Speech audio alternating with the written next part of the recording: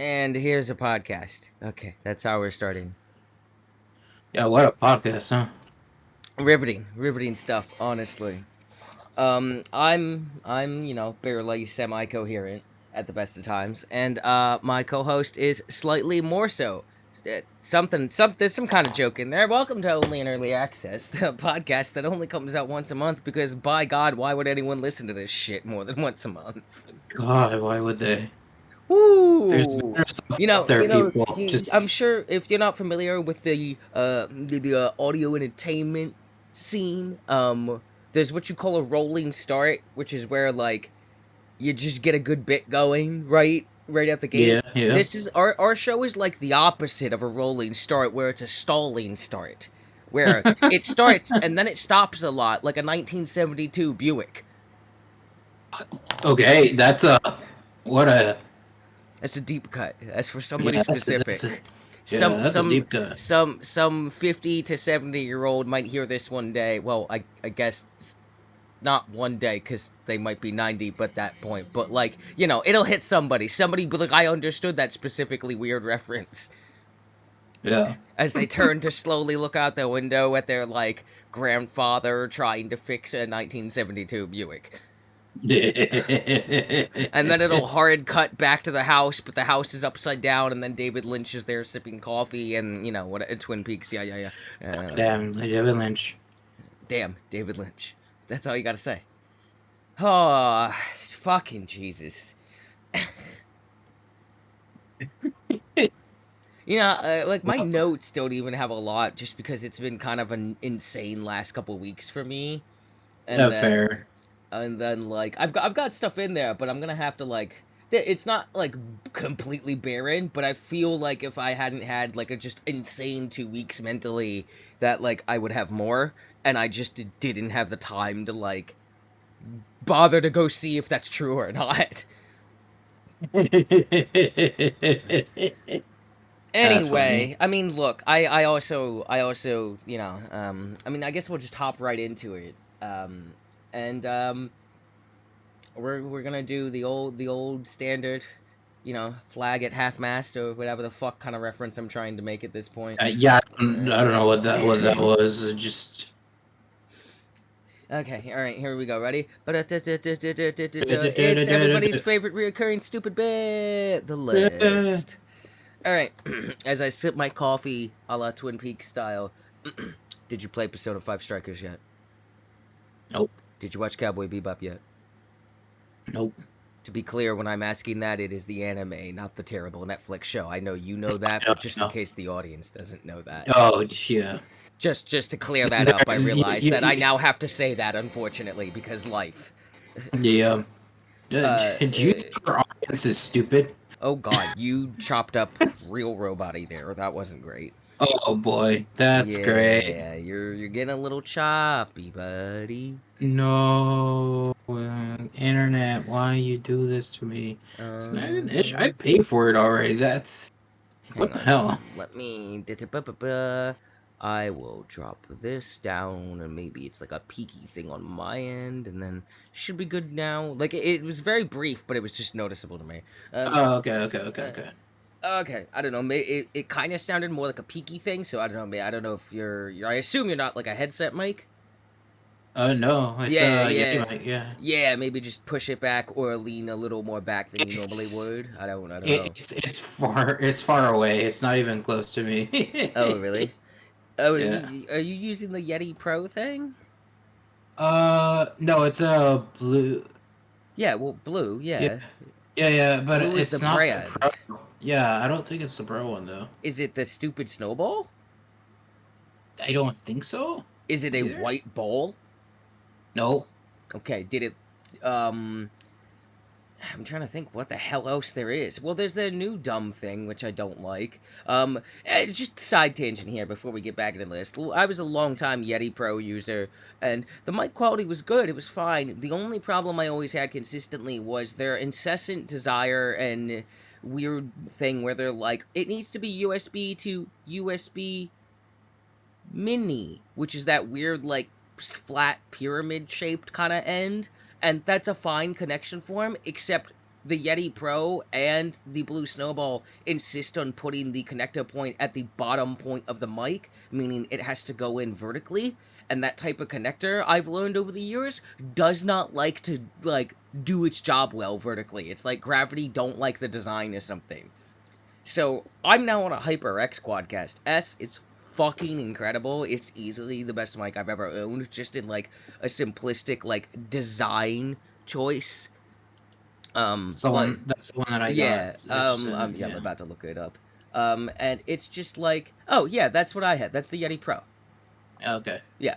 So that's what I was Alright. using for years, and quality wise, it was good. The connector was the issue to me, and I've Gotcha. realized that like if you had like a mic arm and boom thing, that connector thing is probably less of an issue because your mic is probably sitting horizontally, like kind of sideways anyway, right? But when it's just in Mhm. a stand like that, it's up vertically, and the connector has to go in from the bottom, and it fucking sucks.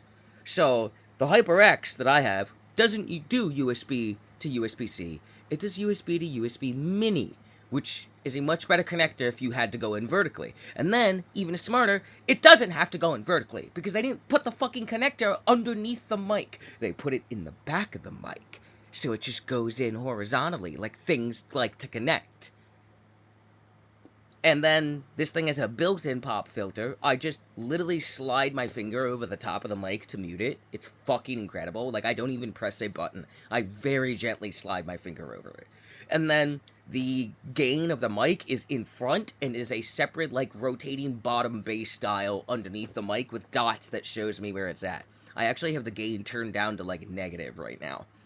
Oh wow. And it is also a four-way mic in the way that the Yeti Blue is, where it's got the cardioid, it's got the dual side, it's got the 4 intake, and the other one, right? It does everything the Yeti Blue does, except it's just straight up designed more intelligently. And even better, even though the connector part is in just the back of the mic instead of the bottom of the mic, the stand it comes in, which is a built-in shock mount that's actually quite good, it can be angled, which means even if the connector was in the bottom, I could still set it so the mic is horizontal. It's just everything about this mic is so smartly designed, and while the Yeti Blue Pro like that was what you have, which is what I had, has really good audio, that connector just gave me problem after problem after problem, and I just got tired of it. Anyway, on to the rest of the list. Um, okay, did you play Horizon Zero Dawn yet? Nope. Did you play Moon? Did you watch Moon Knight yet? Nope. Did you watch Falcon and the Winter Soldier yet? Nope. Did you watch Loki? Nope. Season 2 of that's almost over. We got 2 more episodes. That show's really good. You should watch that show. That show is so good, again, that Loki can be enjoyed even if you've never intaken a single bit of the MCU. That's how good that show is.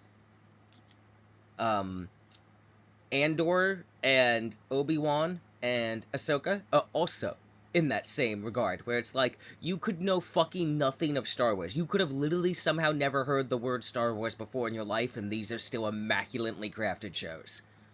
Anyway, the list 2, whatever. Did you watch Batman Beyond yet?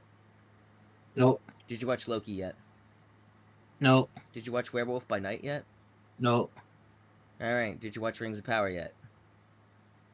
Nope. Oh, there was a pause there. I was like, oh, no, never mind. Gotta. I gotta, you gotta throw in a pause every now and then, since none of this is ever gonna be knocked down the list. You gotta make them think. Yo, there was a pause? I haven't listened to the rest of it. Like, it's like a YouTube comment thing. Yo, there's a pause at 9 for 10 seconds. I've paused it myself. I haven't listened to the rest of it, but I bet you he definitely crosses something off the list. Cue in a comment or like edited or just another comment 10 seconds later. Yo, they fucking clickbaited us, bro. We didn't watch shit. Like, Goddamn right. all right, that's the list. Welcome to Only in Early Access. This is the point in the show where some guy could put in, hey, this is where they stop bullshitting and actually start the stupid fucking show I don't like to listen to but keep listening to because I hate myself. And shout out to that viewer. Viewer? God, I'm tired, bruh. Whatever. You view with your ears in some sense. You sense with your ears. Yeah, I mean, you're viewing the sound waves, man. I don't. Sure. Yeah, they're too small for the human eye to pick up. Yeah. Yeah. All right. Well, cool. Oh God. Jesus fucking Christmas. Anyway, yeah, this is a show. We do a show about video games and stuff. Look, if you've listened to any of these episodes before, you know what the fucking deal is. Well, I'm not gonna keep explaining that the show is insane and off the rails all the time. Fucking either fucking boot it up and listen to it or fuck off. I don't care. I'm just like ornery tonight. I'm just like ready to slap somebody.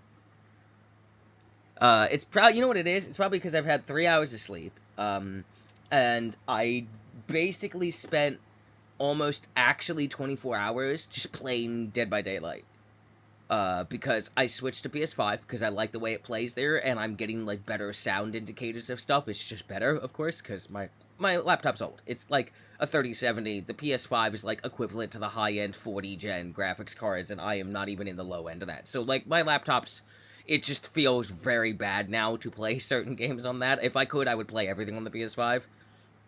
Um, and I'm just playing that game, and since I'm switching over, I basically have to kind of unlock all the shit I had in DBD on PC again on PS5 because there is no cross progression currently if it ever comes out. Um, and so I had to restart grinding out the Halloween event stuff, which has an outfit for one of my favorite characters, and I realized that if I didn't do it this week, by the time I'm off again, because I don't play really at all ever on my work days, I come home, I watch a couple videos, and I eat and I go to bed. And I realized that, oh, if I don't basically do this all this week, I'll have maybe half a day to wrap it up and get what I wanted out of the event next week. And by half a day, I mean like literally like, okay, I got home from my last work shift. I need to play right now because there's only 4 hours left.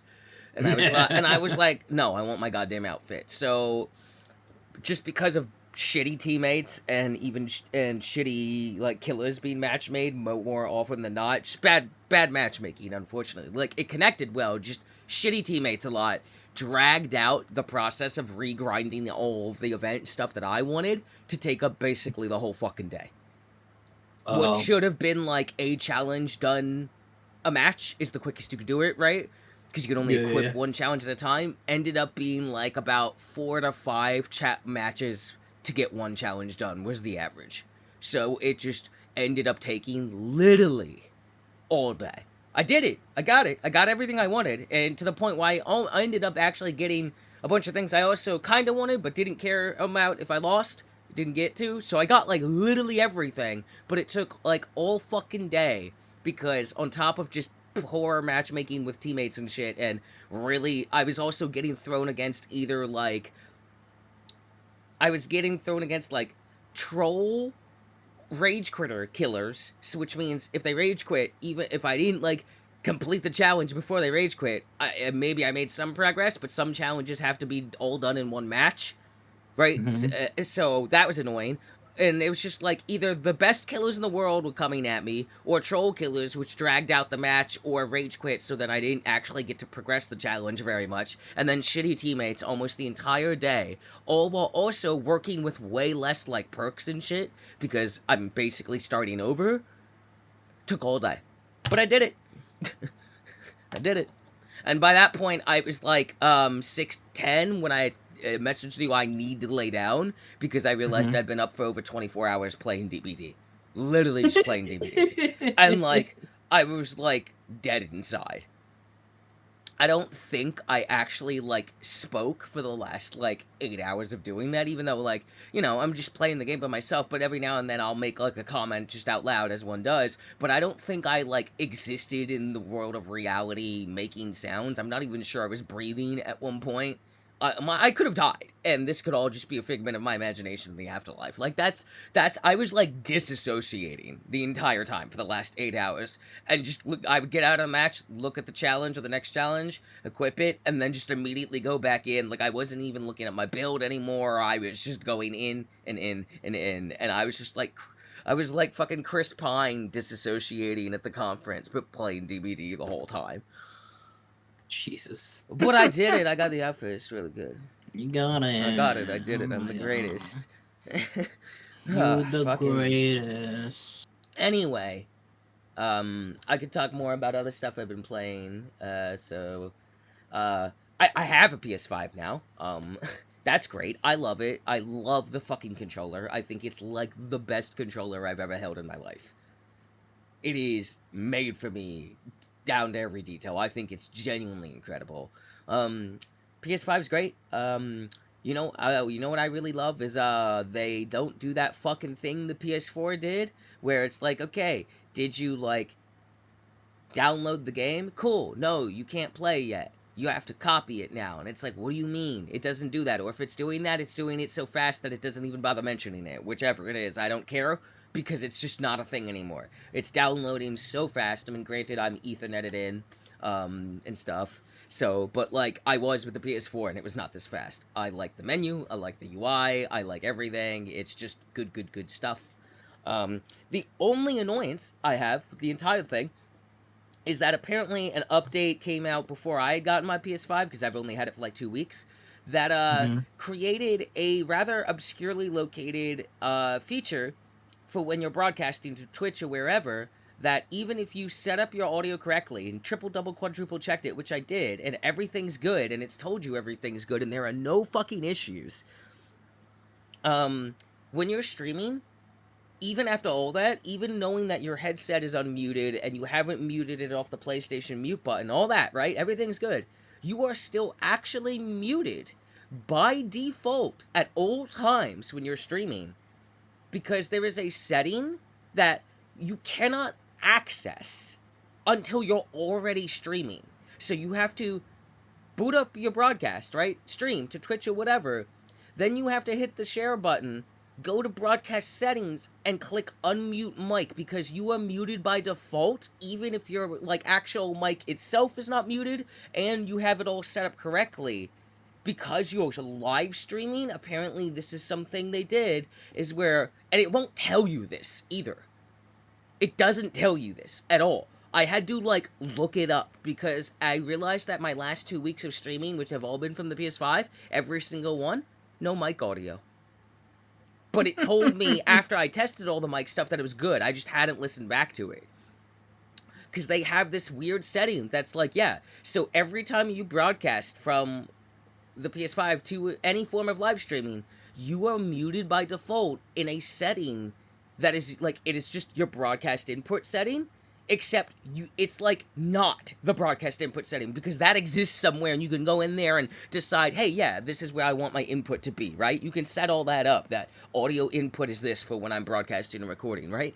But when you're actually broadcasting, you can also access your broadcast settings, so you could change the name of your stream and shit like that. And in there is a thing that just says unmute mic, and it's on by default. And it just never tells you this. And there was like, you know how I found out about it? Because I was like, what the fuck? I only know my mic works.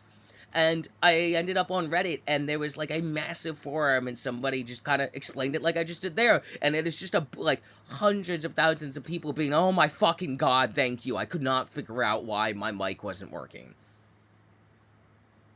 Apparently, this was like something that changed in a very recent update that's been like super annoying to everyone. And like, it's not that big of a deal once you know about it, but it's just so obscurely located, and apparently, like, the only way you would know about it is if you were that person who, like, read the entire patch notes of the console when it came out. Yeah. Man, nobody fucking does that. Fuck No one reads the off. terms of service. No one's gonna do that Like, for I an would have never employee. known. I would have never known if I hadn't listened back. I would have just kept streaming with no mic audio. But other than that, it's great. Like, and great, and I genuinely mean that, because that's like, now that you know the solution, it's so solvable, and it's not even a problem. It's just one more little step added to streaming. It's not that big of a deal, because since I'm console streaming, it cuts away all the other steps of streaming, so it's actually still less work than on PC. And it just works. And I don't have to worry about OBS, so God knows what, right? Crashing, and who knows, right? So other than that, it's just that, and apparently it's because it's like Sony has like really gotten tight with like consent to do that kind of thing. To the point where even though Discord works via PS5, you can join a call via like Discord and shit. Yep. I didn't realize this until I watched back a friend of mine, Lizzie's, who's been on the show. YouTube video of like me fucking with her in DBD, and you can hear me, but I sound really far away and mumbly underwater. And I was like, did I sound like that the whole time? And she's like, no, that's just how the PlayStation 5 records Discord. You sounded crystal clear. And I was like, what? Then why allow Discord calls? And she's like, it's just the way they do it. Yeah, I think it's because like Discord call wise, they're not like You know, it's it's to protect them legally because they have no authority over Discord. yeah, but more than anything, it's just like oh, okay, um, Discord is here to like for you to like be able to listen to your um, what's Right. No, called no, I get it. It's just like yeah it was just like it. I feel like especially that future should be like way more mentioned when it's at least the first time I go to stream or something. Just something because it's like you're not gonna find that. You're just not gonna find that setting until somebody tells you. yeah. But other than that, fucking incredible console. Genuinely, I think the best console I've ever owned by far. Like blows the current gen Xbox out of the water, and I just genuinely think it's fucking fantastic. And I love the controller. I think it is without a doubt the pinnacle of like controller gaming or gaming period. I would play everything with this controller if I could. Um, so Lords of the Fallen, been playing it. So far I haven't played any off the stream. It's quite good. It is very good. I like it quite a lot, just like I thought I would. Um, it's very it feels like it's pulling from a lot of different Souls stuff. It's got that Dark Souls, it's got that Bloodborne, because like you have all your varying like roles based on weight, but like if you're real low in the weight, you just get a Bloodborne dash. Oh, Yeah, okay. yeah. The game is like, you know how like Dark Souls always feels kind of meaty and weighty, and Yeah, even Bloodborne did to like a degree, but was definitely less so. yeah, You know how Sekiro feels real light and floaty? yeah, It feels like Sekiro in movement. The like base run speed is fucking ridiculously fast. Like it's insane. Like your movement feels like that floaty Sekiro stuff, and then you start hitting things, and it's got like Bloodborne weight to it. Except when you do heavier attacks or use the heavier stuff, then it starts feeling like Dark Souls 3. So it's literally like is drifting back and forth between multiple Souls games like feels and refusing to stay in one lane, but somehow doing all of them well enough that it's not annoying. It's just like, nah, dog, what's your build? Are you a big strong guy with a big dumb weapon? Well, yeah, it's gonna feel like that. Oh, are you a quick stabby boy? Well, why would quick stabby boy feel the same as big hammer boy? That's crazy. crazy man, just Yeah, so crazy. it's really good. The mechanics of things are really interesting. I really like the umbral mechanic is super enjoyable.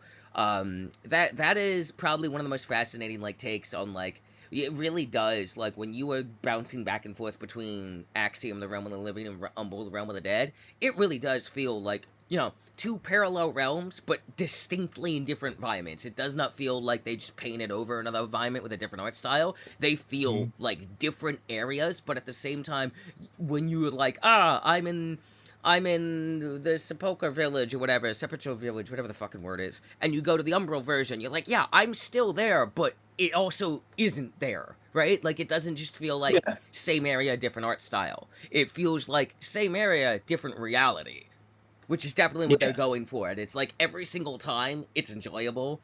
Um, I like that you can, if you're staying in Umbral, as you're in there, enemies get crazier and crazier until a super enemy comes at you, which I haven't seen because I've always get out of there before then. But the longer you're in there, the more like vigor your souls you're earning. So there's literally like a farming method built into the game instead of people trying to figure out what zone is the best to farm if I want to farm. It's like no, just go to Umbral, bro. But just don't fuck around and find out. mm, Um, the game is good.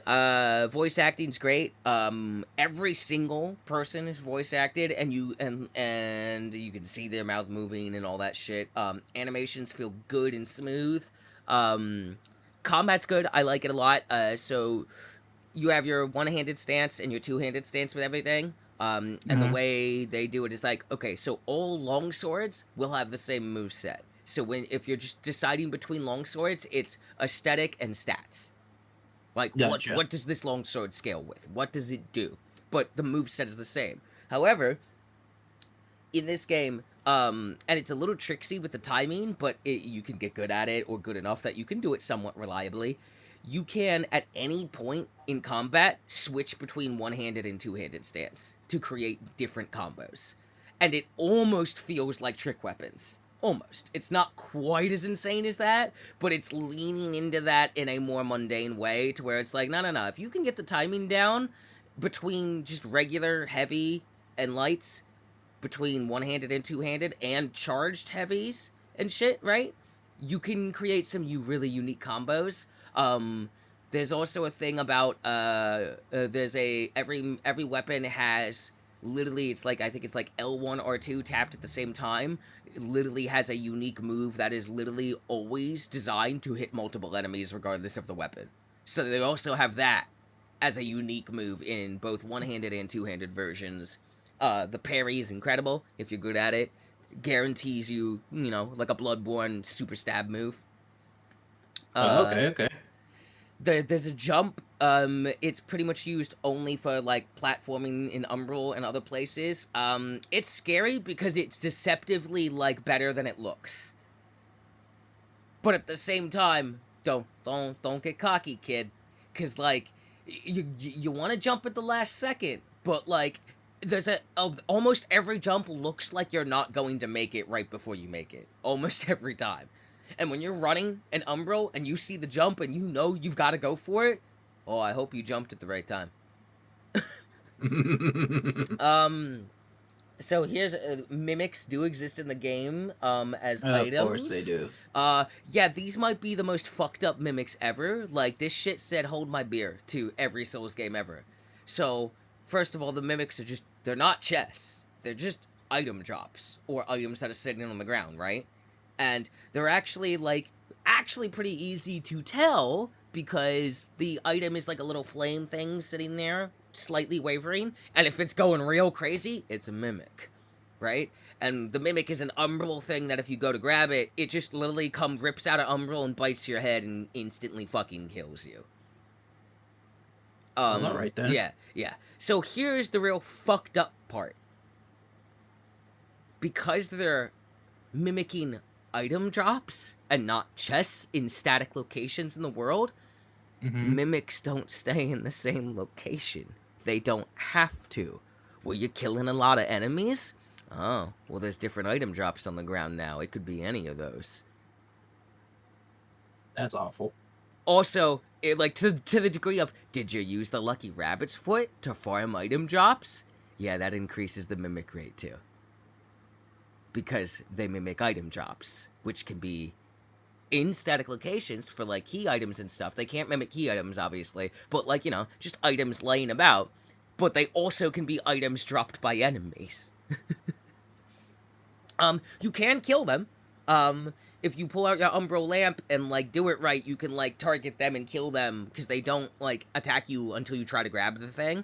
And if you kill Mm-hmm. them, you do get an item, apparently. Okay. Yeah, so like there's still an item in there. It's just like a mimic. You just have to kill it. It's just instead of a chest and you looking to be like, look at it, it's got the thing. It's just mimicking random item drops. It's Damn, yeah, that's awful. yeah, it's fucked. It's like the most sinister mimic ever because like it's annoying because like when you're in a more sedated area, you can take your time and look at that item, and it's very clear when it's a mimic because that flame little thing is going nuts, like it's fucking freaking out. But in the heat of the moment, say combat, or if you accidentally ended up in Umbral, or as the game likes to do, hey, you're gonna have to go to Umbral now, and you're like, I don't want to, and it's like, well, then you can't progress. Go to the fucking realm of the dead and stop being a little bitch. It is forcing you into the realm of the dead like all the time. Like, it is just not letting you not do that. Like, and I feel like the marketing didn't really pitch it that way, that it was gonna be like, no, no, no, you have to go into that realm. And you definitely fucking do quite a lot. Um, yeah, it's fucking super, super good.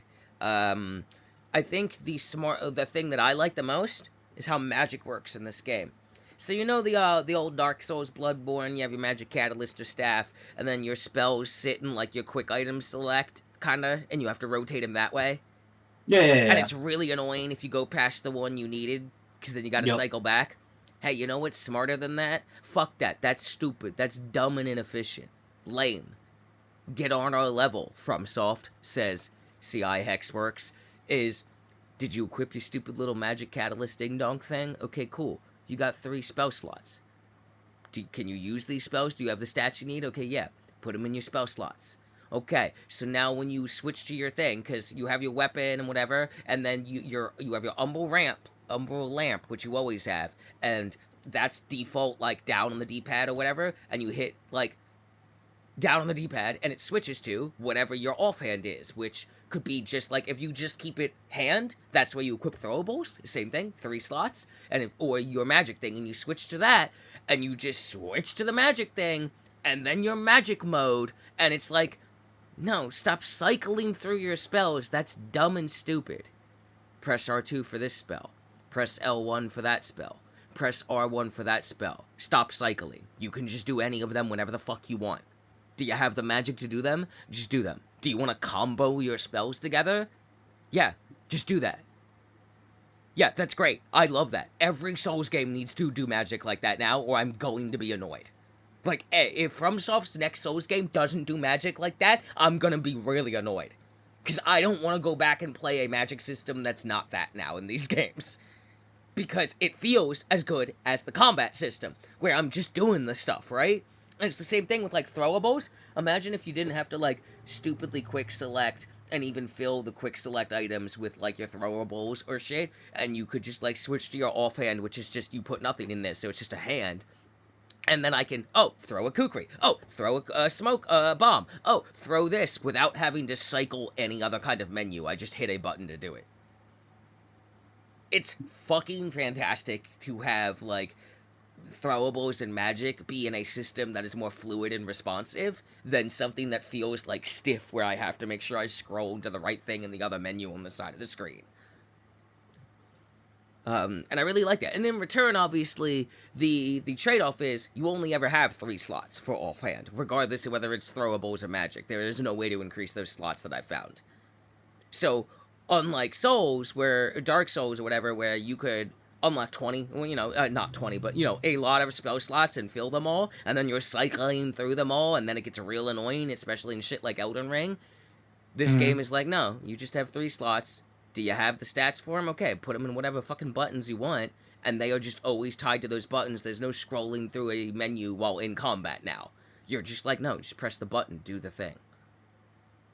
So it's really easy to, like, do my combos with swords or whatever, dodge out, switch to magic, just start piling on magic, stagger them, buff myself with magic because they're staggered, and I can do this because I don't gotta scroll to the stagger spell. I just press the fucking button, switch back to my sword and shield to block just in time, and then rinse and repeat, right? It's just they really work well together, and it really feels like, instead of being like I'm either fighting with a weapon or fighting with magic, which is how all Souls games feel, which wasn't bad until I've played this, where it's like, no, if I bothered to have any magic or throwables at all, they work in unison with my regular combat and stuff, instead of feeling like a separate system that I switch to.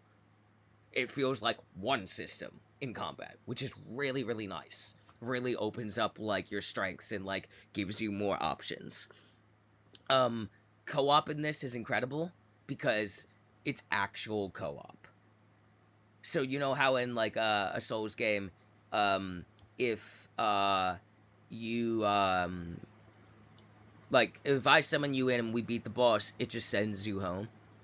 And Yeah. and if a boss in the area has been beaten, I can't summon you in most Souls games. So Yeah. in Lords of the Fallen, it says, no, fuck that, that's stupid. Did you summon someone in? Okay, yeah, they're just with you. Did you beat the boss? Okay, yeah, cool. Do you still want them there? Do they still want to be there? Yeah, fine, whatever, who cares? There is no restrictions at all. Not for level, not for fucking anything. They are there until you tell them to leave, or they choose to leave. Or their game crashes, right? Like, essentially. Like, they're just there. There is no restriction at all. Which means you could play this whole game as a co-op adventure because it has the password friend system. You can just play the game. No more like, you're one level out of the range, I can't summon you in, hang on, I gotta go get a level to be in the Yeah, range. that's always been the most annoying thing about fucking Or Souls it's games like, ever. especially with like something like Elden Ring, and even with Souls games and stuff, areas can be so crazy. It's like, oh, I stumbled into the boss and beat him, but like, there's still so much in the area, and there's still some fucking nightmares in here, and I need some help.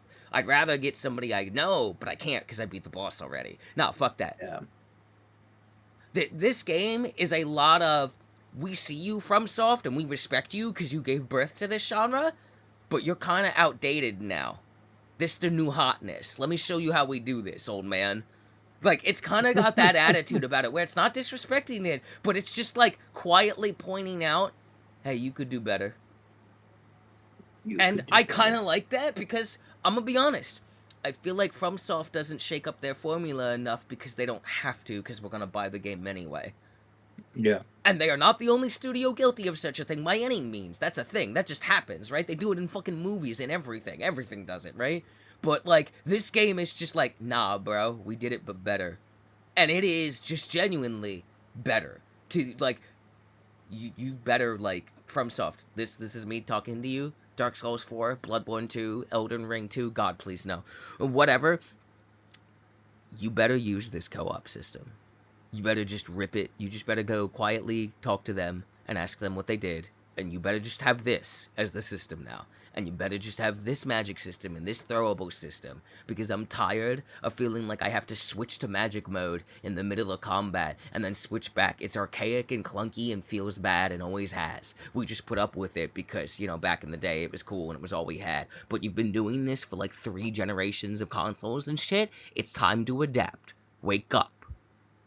The future is now, old man. Like, that is how this game feels, is that it is just quietly looking at FromSoft, like, it is literally, like, a board director of, like, stoic Japanese salarymen, and then some, like, punk rock person being like, the future is now, old man. It's great. I love it. The aesthetic is a metal album, the entire thing.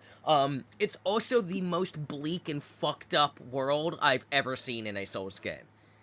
You know how, like, Souls games are always depressing, but there's kind of that glimmer of hope? Nah, fuck that shit. That's stupid, too. Old man. Nah, hope is for losers. Not only did we make the systems you created way better than you ever have, we also weren't afraid to just make a world so fucked up that fuck that shit, bro. What hope? Oh, were you gonna side with the Dark Crusaders because they seemed like they were the people of hope? Nah, fuck it. They're into evil shit too. Those guys also into some bad shit. That guy over there, bad shit. Hey, guess what? This place sucks. Hey, did you like Blighttown? Hold my beer. Hold my beer, Blighttown, says Belltown. Get fucked. Hey, did you think Belltown was bad? Well, now if you want to get through this second half of Belltown, I guess you'll have to go to Umbral Belltown. Get fucked even harder, asshole. Like, it's just like doing the Souls thing, but better than any Souls game I've ever played in my life. This game does not give a fuck. This game is just like, nah, shut up. You're stupid. Oh, did you get excited for Lords of the Fallen and you bought the game? Yeah, fuck you. Like, and I love it. Like, it's great, though. But, like, it's just genuinely, like, really... It's, like, optimized and made a lot of systems work better together. So they all feel part of one unit instead of separate systems. And then it's changed the Mimic thing in a way that's, like, fucked up and weird. It's made this bleak as fuck world where it's like, yo, this shit just sucks. Like, there's no hope here. Which is great, because the slogan of the fucking game is Dare to Hope.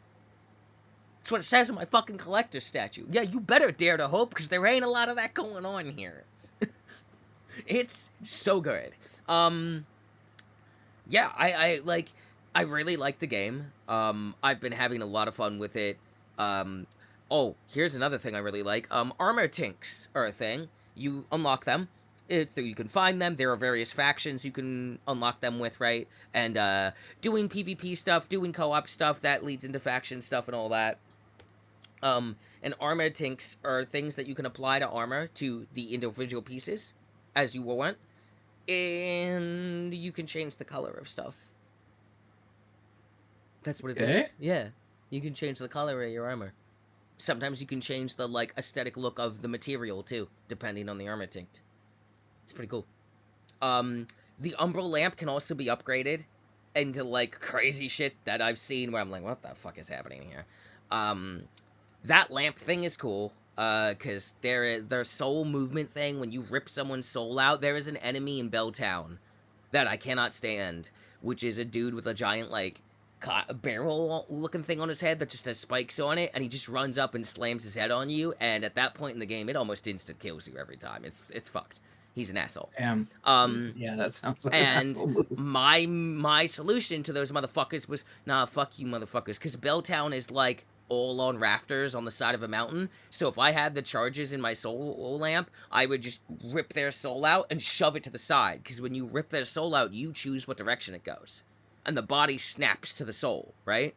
So the whole point usually is you rip the soul out, you run up, you hit the soul a bunch, the body snaps to it, they now have wither damage, which is a blue bar that covers their like health bar, and then if you hit them, now that they're reconnected body and soul, all that wither damage you apply to the soul instantly applies as damage, like all at once, to the body. So you can like fill the bar, and as long as you can get one hit on them, they will just pop and die. But my favorite thing to do is, I don't want to fight this enemy right now, rip his soul and throw it off the side of the mountain and just watch, and off he goes. Nothing he can do about it. Damn. It's pretty good. As you're running through Umbral, you can like move stuff with this lamp and like pull mountains towards you and shit. It's fucking bizarre. It's super fun. What am I trying to, what am I remembering? There's God, there's already some like really interesting lore stuff going on that I'll dive deeper into at another point. Um, they are taking advantage of the adaptive triggers. You feel it when you're playing the game and shit. It does so far. Like Belltown took me like 9.5 hours to get through, and then like I beat a boss and then got to the Forsaken Fen and saved the game and turned it off. And then when I came back 2 weeks later, because I didn't stream for like a week or whatever, I was like, all right, for Forsaken Fen, let's go around. And I saw that there was like a raggedy bridge, and I'm like, it's gonna collapse. It's gonna be a shithole zone down there. Nah, it's just another boss immediately. Immediately. Like, did you beat this boss and finally get out of Belltown? Cool. Cool, cool, cool, cool. Do you like the new aesthetic of the new zone you're in? Cool, cool, cool, cool. Fuck you, fight this boss. Oh, did you want to go somewhere else? No, you can't. Everywhere's a dead end because you have to go this way right now. Fight the boss. Don't be a bitch. Like, it's just like, oh, okay. When you summon in, like, NPC people to aid you in fights, certain fights, because this one fight I'm talking about, you, like, have to go on the bridge, it collapses, and you fall down, cutscene, and then boss, right? So, when you summon in an NPC to help you in this fight, they don't, like, spawn in the world, they're just down there waiting for you, and the fight hasn't started yet. Because you drop down in there. Whereas other bosses that you're, like, walking into, and it's not, like, a big drop-down thing, they spawn in and then follow you. But for that one instance, they don't. Other than that, I will say that I feel like the enemy AI right out the gate feels more threatening than most Souls games, because the units seem to work together more than, like, where it kind of happens in, like, Souls games and stuff, but, you know, how it kind of feels less intentional and more like, it just kind of worked out that way for them. Yeah. Whereas, like, this game is like, no. This guy's gonna keep shooting his stupid arrows at you while his buddy keeps him safe. Because that's how they work together. And they're going to do this efficiently every single fucking time. Which means, if you died to some bullshit and didn't get to a new, like, checkpoint to respawn at or whatever, and you gotta go through that shitty cave again in Belltown, hey, yeah, they're gonna fight that well together, like they've been fighting together for like 20,000 years kind of level of like intuition. They're gonna do that every time. All the time. Every group of enemies. Constantly. They like cover each other so well that it pisses me off. Where I'm like, yo, fuck that. Why are these guys so smart? That's stupid. I'm used to enemy AI in Dark Souls games kind of being dumb in a lot of ways, but they definitely don't feel nearly as dumb here. They will, like, retreat, too. Like dudes will be like, no, no, no, no, no, you're trying to bait me out of the cave where my buddy is. I'm gonna back up now. And you're like, no, fuck you. Follow me, you asshole. And then the guy comes around the corner with the arrow, and you're like, no, I just want the one guy. And they're like, nah, bro, package deal. It's really annoying, but really enjoyable. That's essentially the game. But, like, really good so far. Really, really like it. Having a lot of fun with it. It's beautiful. It's a fucking gorgeous game. There's been a little bit of frame rate issues in certain areas, I've heard, but every patch they've done, and they've done like 4 already, and the game's only been out for like 2 weeks, every patch has been fixing the most major bugs, and they are on top of it, like, pretty constantly. So, like, I'm not worried about it. Other than that, when you're not running into an area that just needs, like, a performance refresher patch, whatever, runs fucking gorgeous and looks gorgeous. Hey, yeah, Unreal 5 is real pretty. That's a pretty engine. Also, my monitor is not good enough for the PS5. I can't do HDR because my monitor can't do it. I'll be buying a new monitor next month, so I'm sure everything will look even better next month, which blows my mind. Because, yeah, wow, games look great. Games look good. Spoilers, guys, games looks good. Also, while I'm on this, because this comes up in another conversation, but I saw somebody, like, losing their mind about, not being able to play brand new games with a graphics card that's like over 7 years old and from the previous gen, the 30 gen, which is what my PC is still on, when we are on what, the GTX 4090, which means the next GTX is the 50 gen, and you're on the mid-high end of the 30 gen like me. It's like, bro, that's almost a decade old graphics card. That was like Unreal 3 to Unreal 4. Unreal 4 is obsolete now, bro. We're Unreal 5 now. Why would you expect that old of a graphics card to be able to run a new, brand new, cutting edge game at like full, like running as well as it could be run? That's an insane ask. That's just not how things work. That's like expecting your PS4 to run games as well as your PS5. Why would you expect that? That's a crazy thing. That's what crazy people do. And they're like, well, not everybody can upgrade their graphics card. And I'm like, okay, first of all, we statistically know this. Even your most average, just hobby gamer probably has a console and a PC. Most people do at this point, just because it is pretty accessible these days. Like, really. Like, almost every gamer in the world has either the new, whatever the new Xbox, PlayStation is, and some kind of PC. Like, it's not just streamers and people, that's just the average setup now, right? Like, so demanding that brand new cutting edge graphics games be run on, like, hardware that's over a decade old, that could barely keep up with the previous gen engine, let alone the new gen engine, just seems insane to me. Anyway, that's my initial Lords of the Fallen and intro to PS5. I've played some other stuff, but we'll bounce over to you, because it's been 48 minutes already. Lords of the Fallen is really good, guys. I'm super gay for Blood Mommy, and I'll do whatever she says. Yeah, damn. Well, there'll be one day where I'll probably get to meet her. Until it's better optimized for PC, because yeah, there's still some issues on the PC version. So that's every Souls ever from anyone, even when it was a good Souls or a bad Souls, whether it was from FromSoft or another studio. I don't think any Souls game launches on PC goodly optimized. Every single one is is not bad, but like not ideal, and clearly better on consoles for like the first year. I feel like if you do it and it's good on PC right at the gate, I'm now worried. Because I'm like, oh no, is this game bad? No Souls game has ever launched on PC with as good as an optimization as it is on console. That's just like part of the development now, to the point where I'm like, I would genuinely be concerned if it had good optimization on PC at the gate. I'd be like, no, why? Why? I don't trust it. I wouldn't trust it now. That's one of those too good to be true thing. No. No. No. That's how like you start playing the game. You know what? That's how like original Lords of the Fallen felt. It'd be like, oh, this game is optimized great, but it's terrible. I'd rather have better game that's not as well optimized because you can just always you can way more easily optimize the game post than you can fix a bad game, right? In my opinion. So I'd rather have poor optimization over really good optimization but really boring game that can't be solved, right? You can't patch out boring and bad systems. Not enough to fix it. Otherwise they would have done that with the original Lords of the Fallen and a million other games I can think of. So, you know what? This is fine. It's fine. Don't worry about it. Plenty of games to play. So what have you been playing? What you been playing? Parasite Eve. No, sadly no. Sadly, no, he says. I The have only to- time any human has ever said that in regards to Parasite Eve. I have to connect my PS3 and everything, and I'm just like, dude, no, I can't do that. Just, I can't be bothered.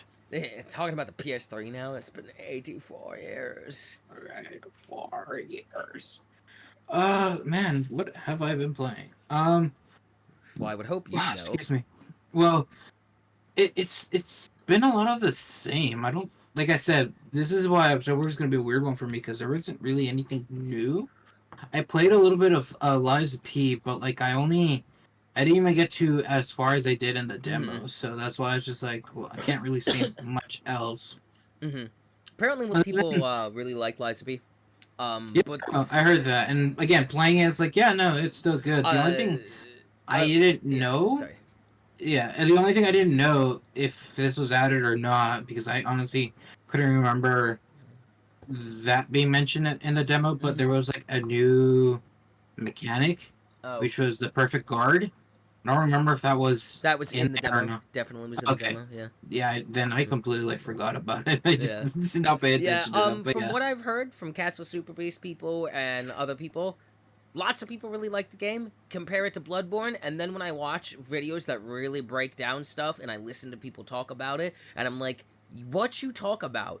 And when somebody's breaking down how this game works and what playing it's like, and when people who play Souls games religiously are talking about this on podcasts, I'm like, you all keep saying it's like the closest we've got to Bloodborne 2, but every time you open your mouths to talk about this game and like the mechanics in it, I'm like, that sounds fucking nothing like Bloodborne. And that's what I thought when I played the demo. I was like, other than the aesthetic, I don't know why it keeps getting tagged onto Bloodborne. It does not feel like a Bloodborne. It feels closer to a Sekiro than anything else. It's also apparently, like, mega linear. It is just, no, you go this way. There's, like, not really optional stuff in the game at all. Which I hate in a Souls game. Like, fuck that. No, that's dumb. And I'm gonna say, I know not everyone agrees, you are not a Souls game if you don't have the weird co-op PvP invasion shit. That's part of the experience. It was one of the most unique things about that game. Was how weird that was compared to how other co-op or PvP games felt. And it's necessary to me. And I'm like, when I'm playing a game like that, where it's like single player only, like Sekiro and stuff, I don't consider Sekiro a Souls game. It feels like some weird, like, offspring of... It feels like the affair of a Souls game and, like, a Devil May Cry game, some kind of action game, right? That we don't want to talk about. And that's what Lies of P felt like to me. And that's fine if that's what you want, but, like, there's something about it that I'm just like, I don't want to call it a Souls game. I need it to have its, like, own subgenre, where, yes, okay, it would still be a Souls, but tag on this word because it's this type of Souls, right? Like, we're getting into that roguelike territory with it to me, where I'm like, yes, they're very fucking similar, but they are not the same thing. And that's fine.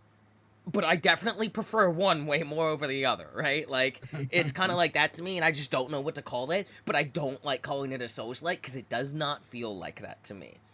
Like, in the sense that, like, the original Lords of the Fallen was definitely... like, trying to be a Souls-like, but that game also had no co-op or PvP, which I didn't like, and then, like, as you were playing it, I'm like, what is this? It doesn't feel even like a Souls game. So that's just me being a stickler, but, like, I played the demo, and I just wasn't vibing with the thing. I thought, like, even though, like, Souls stories are always, like, esoteric and weird, this game's story tries to be like direct and actually tell you a story, but it's like some fucking stupid, poorly translated dark Pinocchio fanfic that's just like schlock. And I'm like, you really shouldn't have tried to put the story so front and center for this. I don't know how you can expect me to feel any kind of serious emotions when you keep saying the word P organ. You really didn't think this one through. So, other than that, like, it's just I'm whatever that weird micro subgenre of Souls things that are done like that in the Sekiro Liza P kind of vein, I don't like it. I don't want it. If it's your thing, that's fine. I want nothing to fucking do with it. I want Lords of the Fallen. I want like Bloodborne 2 actually, not weird fucking foreign Pinocchio. I just want Bloodborne 2. I'm bitter that I still don't have Bloodborne 2. Okay. Okay. I mean, fair. It's the best Yeah. game you ever made, FromSoft. You'll never do better than that. Ever. It's still the best one. Aesthetically, soundtrack wise, gameplay wise, it's the best one. Hands down. It's not even close. It's not even close. I still have barely played Elden Ring, really. I think I've put like an insane amount of hours into it, and I feel like I've barely seen any of the game. And every time I've ever tried to get back into it, I just fall off of it within about a week because I'm just like, it's so fucking bloated and massive. Even with me barely actually Yeah. seeing most of the game, Yeah. I just don't want to That's play it. literally my. That was literally my issue with Elden Ring. It was just that Yeah, but there's I'm so. getting that before I'm even getting out of Limgrave. And I'm just like, I hate this. I want to see the rest of this game, but I don't at the same time. And it's just so exhausting that I'm just like, I fucking hate this. You know what the problem is with Elden Ring? It's a Mhm. Souls like that suffers from MMO syndrome. It's like when MMOs are bloated with fetch quests. Oh, go get me 10 bear pelts. Right? Like, that's what it is. It's a Souls like with that problem. And I think that's maybe the dumbest decision they've ever made. I think that game would be 1,000 times better if you cut out like 50% of the fucking content. For I me, really do. for me, it like not necessarily like there's fetch quests, but more like they decided to really make a gigantic world. Like they really and there's a lot of the details there, but the thing is that when trying to fill the world like Mm-hmm. with stuff to explore, they kind of had to fall on doing repeats of certain things, like those dungeons that you can go into that have like Here's a 7 standard million boss or whatever. ulcerated tree spirits. Yeah, it's just like very much the same thing, and then you'll see different versions of the same boss, and usually it's just the same boss, but now in a different area. Um, so like it just the repeat of content makes it feel like It's like they were trying to do a lot, but just didn't really have they should have tried to do a less. plan. They just didn't have the plan of like how to fill this place They properly. should try it. They should have tried to do less. They really should have. I think they could have cut out maybe one part of the map or even two. Actually, you could have gone to like 2 and 3, but like It's too I big. don't. I don't think I'm Yeah. ever gonna really actually play that game at this point because I'm just like, yeah, it's fun to play, but like, it's not fun at the same time because I'm just like, uh, with it all the time, and I'm just, I don't even think I have it installed anymore since I've started playing Lords of the Fallen, and now I have a PlayStation again. I have Bloodborne installed. That game's still great. Yeah, it's just like it's a shame because I bet you I would like Elden Ring if it wasn't so fucking bloated. Yeah. Yeah. Um, I have been seeing you before I pick up again. I have been seeing you playing some Payday 3. Any improvements? Is it better, or are No, we still kind of in the it's same okay. spot? So it's still the same. They just announced, I think, the day before yesterday that they finally sent a patch in to get verified, because what they're trying to do, and like Mm-hmm. I respect the decision, but it makes I guess it kind of like is one of those where it's like if you're not leaving anyone behind, you're bringing everyone behind, because what's happening is that um they sent a patch in for consoles to make sure that they're validated and can upload them, um which has made basically even the PC having to like fall within like their lines as well. So they have to make sure that even consoles are up to date with PC. And so it's been just way too long. Like, okay, so this game came back like what, September 19th is when it released, and they have not put out a patch. Like, I think the closest thing that they did was do updates that allow for better matchmaking, which is still bad. Even like for trying to play solo, so it's only you going into a matchmaking and doing it like friends only or stuff like that. Like, it still takes for kind of like a minute or so to get into it, even longer, and it's just kind of like, man, it sucks like that. It's terrible. I kind of wish like everyone's been clamoring for offline, and they really should move to offline because I think offline just would have helped this game a lot better at the beginning, um, so to speak. But now it's just like, yeah, they're trying to get a patch in. We're seeing if that's gonna help because it's supposed to be like a bunch of bug fixes. And the thing is that this month, like the start of this month, there should have been a patch. I don't know, and it should have been like the bug fixes, and then I'm pretty sure at some point this month, like at towards Halloween, they would have released like a Halloween themed um heist or like made something decorative for Halloween, but like due to like this major setback of a patch, like they just um they just like no content was added. And So let I me butt in here because I've been back for a minute just listening. It did because I have no knowledge of this because I like took a look at Payday 1 and saw what it was and was like, yeah, that's not for me.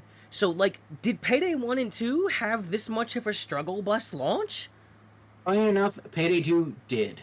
Payday 2 Interesting. Okay. but the thing is that I don't think it was the only reason I will say it like was maybe on par or not as bad was when Payday 2 had an offline mode. So if Hmm. like matchmaking wasn't working or like well to like play with friends, like it would suck, but at least you could play offline mode. Hmm. And then the other thing is that they had a lot more heists at the beginning, even though some were just repeats. Um but like there was, I think, and at least in back in Payday 2, there was, I think, they said like something like 18 heists, and I think like maybe like six were repeat per se, in a sense. So they had like is essentially like 12 unique heists. Here, there's only eight. Yeah, There's this only sounds like it's just not good. like It that's sounds like a big old. I guess I should just go play Payday 2 and stop wasting my time. that's the funny thing. Like I like Payday 3 has really good gameplay, and that's why I've been going back to it and playing it. But like, yeah, the lack of content, the bugs, and everything has made it really hard to like recommend this game to anybody because Hmm. Yeah. like if you love Payday, then you're going to love Payday 3. But like in the state that it is right now, it's just too rough to recommend to anybody, even a Payday lover. And it's just like, and again, the only reason why I've been like playing it so much is because I can still get a joy out of the gameplay Mm-hmm. in stealth and even in loud now. So it's just I like we're again, like I was trying to explain, like the patch is hopefully coming out soon. I'm assuming hopefully like by next week we'll see. Mm-hmm. Um, but yeah, no, it's just Yeah, it it's been sounds like it's a rough been launch. a bit of a heavy fumble by them so far. Yeah, no, it has been, especially because like the first week, like matchmaking Yeah, was it didn't just did not even work like the first week. yeah, it didn't work, and then until like the following week, like at the end of the following week, and then a little bit at the beginning of the next week, um, they patched the matchmaking to it finally functions. Mm-hmm. It's still slow. Oh God. Yeah, it's still slow to Jesus. like get. And again, this is if you're just doing it for solo as well. Like if you're just trying to matchmake it to a solo session, it still takes quite a while. So it's just yeah, Good it's God. This sounds awful. yeah. I'm going to expect Payday 3 is going to take a long time before it gets to like what Payday 2 is right now. So I would almost suggest that if any person is interested in Payday 3 because they either played Payday 2 and liked it, have seen Payday 2 and they're really seeing what they saw, but want to get into the new one, like I would suggest honestly give this first just a year just to see A how much. whole year? You Yeah, I want would these give this. people to wait a year for payday? Yeah, Buddy, I I would. work retail. I'm not waiting a year to get paid. But Oh, too bad. Too okay, bad. go ahead. But yeah, I've been wanting to make that joke for like 10 minutes now. I'm sorry. Well, you got it. You I finally got it. I did it. Oh, good job. You did it. But yeah, no, I think Payday Mission 3 accomplished. wait a year and see if like because they supposedly had a sort of like a style of like the season pass will be for like a year one, so to speak, and they'll have Mm-hmm. a lot of heists, a lot of content and whatnot. So if by like the first year they don't even get to finishing up like what they were supposed to do, I would almost say like just you're gonna have to wait a lot longer. Don't buy the game. Yeah, You heard it here honestly. first. Garbage. So just so we know, two potential titles already. Mission accomplished, thumbs up emoji, or wait a year for payday. Yeah, no, it's just uh. oof, yeah. All right, let's talk. That was just depressing. So, like, although I kind of like the duality of it, because I was all like, "Yo, Lords of the Fallen is fucking great, love it," and you're just like, Payday 3, it's there," and I was like, "Oh, okay." Still Yeah, kind of just in that state, huh? You're just like, I mean, yeah, it could be worse. I guess I could have nothing. it pretty much. Honestly, I would have preferred Payday 3 to have released end of year Mm-hmm. and have all of this fixed up, and it would have just been a better game. It would have it definitely Oh, have. see, now you Yeah, gotta be careful with that, though. It's a dangerous, slippery slope. It would just be a better game if insert this happened. That's a slippery slope, my friend. That is a pit from which there is no escape. Because it's more I can say that about everything forever if I wanted to. it's just more like I think like I know they wanted to get this game released kind of as soon as possible and try to get everyone to start playing and put out, but like AKA, we needed to get something out this quarter. yeah. And so I see that. It's just that I think it would have been better them releasing it in December or early Probably. January, It sounds like it and needs some just work still. yeah, and they could have off like they they wouldn't have to have worked on like a Halloween or a Christmas event or anything like that per se. If they released it like let's say in January, they could have saved that for like the following year heist sort of thing, holidays. Um, and I don't know. Like I think it's just that they needed more testing on their servers. Needed to do more bug fixing and stuff like that. And so it's just yeah, this kind of all bit them in the ass. And right now we'll see if they can recover. We'll see. I We'll I see. don't know if they will recover, but I am hoping because again, I really like this game. There is like the gameplay is good enough that it's just Mm-hmm. like damn, Yeah. this is fun. Yeah, it This makes it worse that the gameplay's good and the rest of it isn't, because you're just like, exactly imagine if the rest of it was decent. exactly Because if the gameplay was not enjoyable, you wouldn't care nearly so much. You'd be like, exactly what a loss, but whatever. yeah. No, Oh my yeah, god, yeah. that's the saddest part. Like I keep going to it because I'm like I'm having fun, like shooting like all the SWAT and everything, and like it's still fun, like with all the I thought you said shooting lightsabers. all the swans. Yeah, the swans, That's also the a potential swans, title, shooting all the all the swans. swans. Shooting Oh, the swans. Fuck them swans. I don't Fuck, care. fuck them swans. You heard it here first. October 27th, 2023. Vaughn. Fuck them swans. The known swan hater. Vaughn. That's definitely going in the description of the show now. That you know what? You've earned yourself a new, unique fringe statistic title. Not only are you the world's only Parasite Eve fan, also known swan hater, Vaughn. Congratulations. You've garnered another fringe title that will follow you forever because I'm never gonna let it die. I'm typing it up right now. I'm not joking. Don't test me. You know I'm not joking. I'm literally typing it. I could send you a video of me typing it right now if you have doubts. If there is ever a Wikipedia article of me, I want that the description. Like it's just like the first sentence, just being known swan hater, Vaughn. The world's only Parasite Eve fan.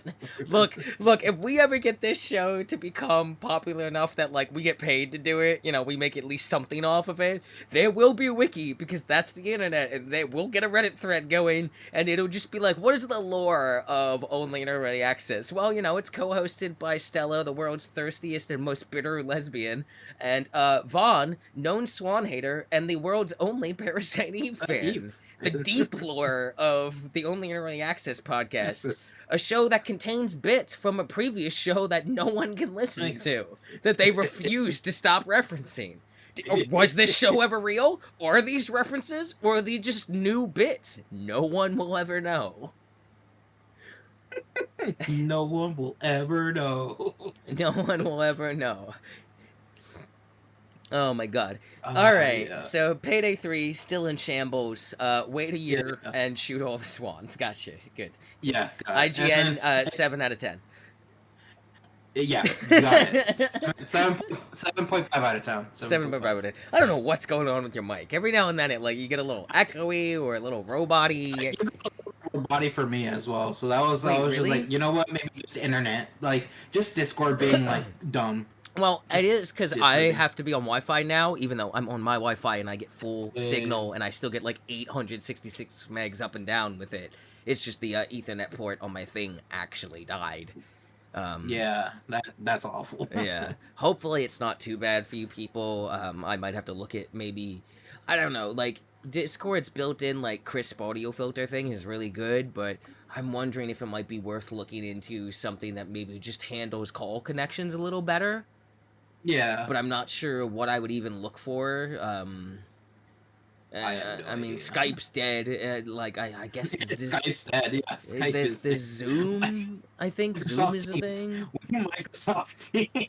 Microsoft Teams, yeah. I don't know. We might have to figure something out, because you're, like, super fucked right now. Actually, you know what we're gonna do? What we're gonna do is I'm gonna pause the recording.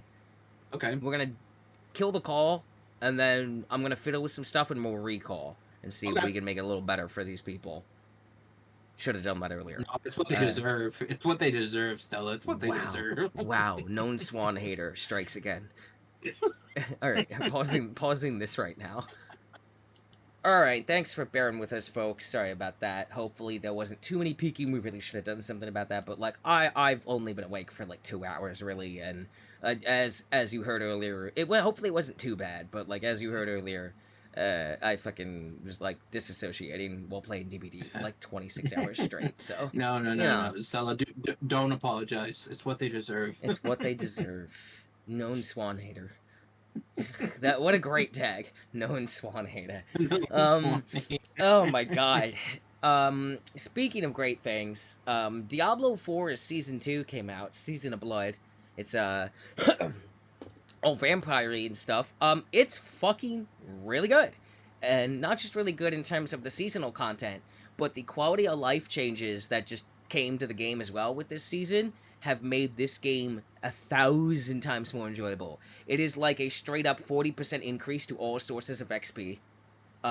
You're getting more gold. You're getting more loot drops. They made like the high-end loot stuff when you're getting into that tier 3, tier 4 endgame farm better. Mm-hmm. It's still, you're still grinding for those kind of really good rolls, but it's not as egregious as it was. Okay.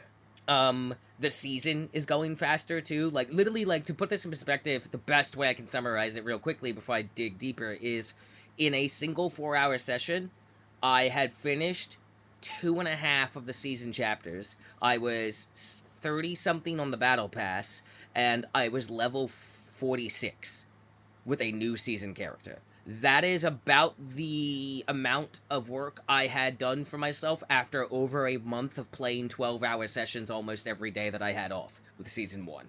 I did all that in 4 hours, and I didn't feel like it was speeding me along at an insane pace. I still had plenty to do. It just felt like I was just getting to the good meat of it faster. So basically, like, you can go from, like, 0 to 100 40% faster. And as everyone knows, Diablo is a game that starts at the end game, right? Like, it's all just get to that, and now Diablo really starts, right? That's the thing. That's the joke. So it's just everything about the quality of life changes they made is, yeah, we know. The end game, whether you're T3 or T4, and whether, you know, end game is both those. The really crazy people get into that high-end T4. Most people probably sit at high-end T3 or low-end T4, right? And that's fine. But now, per season, or whether you're just playing a new class or whatever, everything that they've done is enabling you to get from fresh start, whether seasonal or not, to whatever end game you're trying to get to 40% faster. So you're no more faffing about. Get to the meat of the game where you really can sink your teeth into it. They streamlined the whole crafting system for gems and shit, made it less fucking bullshitty. They made it a thing that doesn't take up, like, as much space. They gave you more options for sorting things in your stashes. It's just literally, like, every complaint you could have about its launch in Season 1 has been fucking addressed, pretty much. And addressed in a good manner. Like, anyone talking shit about this season is a fucking just Diablo hater or Blizzard hater or whatever. Like, I'm sorry, this season is immaculate. Diablo 4 Season 2 is better than any season Diablo 3 has ever done. Right, like just straight up, it's just better. Because the game is just better. Like, it's just super good. And the game is already good. It is the best Diablo game. And anyone who disagrees with that is a dumbass or some Diablo 2 cuck. Who's like, oh, Diablo 2 was so good, Diablo 3 is bad. And it's like, no, Diablo 3 was fantastic. I went back and tried to play 2 when the remaster came out. It was archaic and clunky, and I hated it. You people with your rose-tinted glasses need to fuck off. Hate that shit. Bunch of J.J. Abrams nostalgia baiters. Anyway, like, Diablo, great, loving it. The seasonal story is better.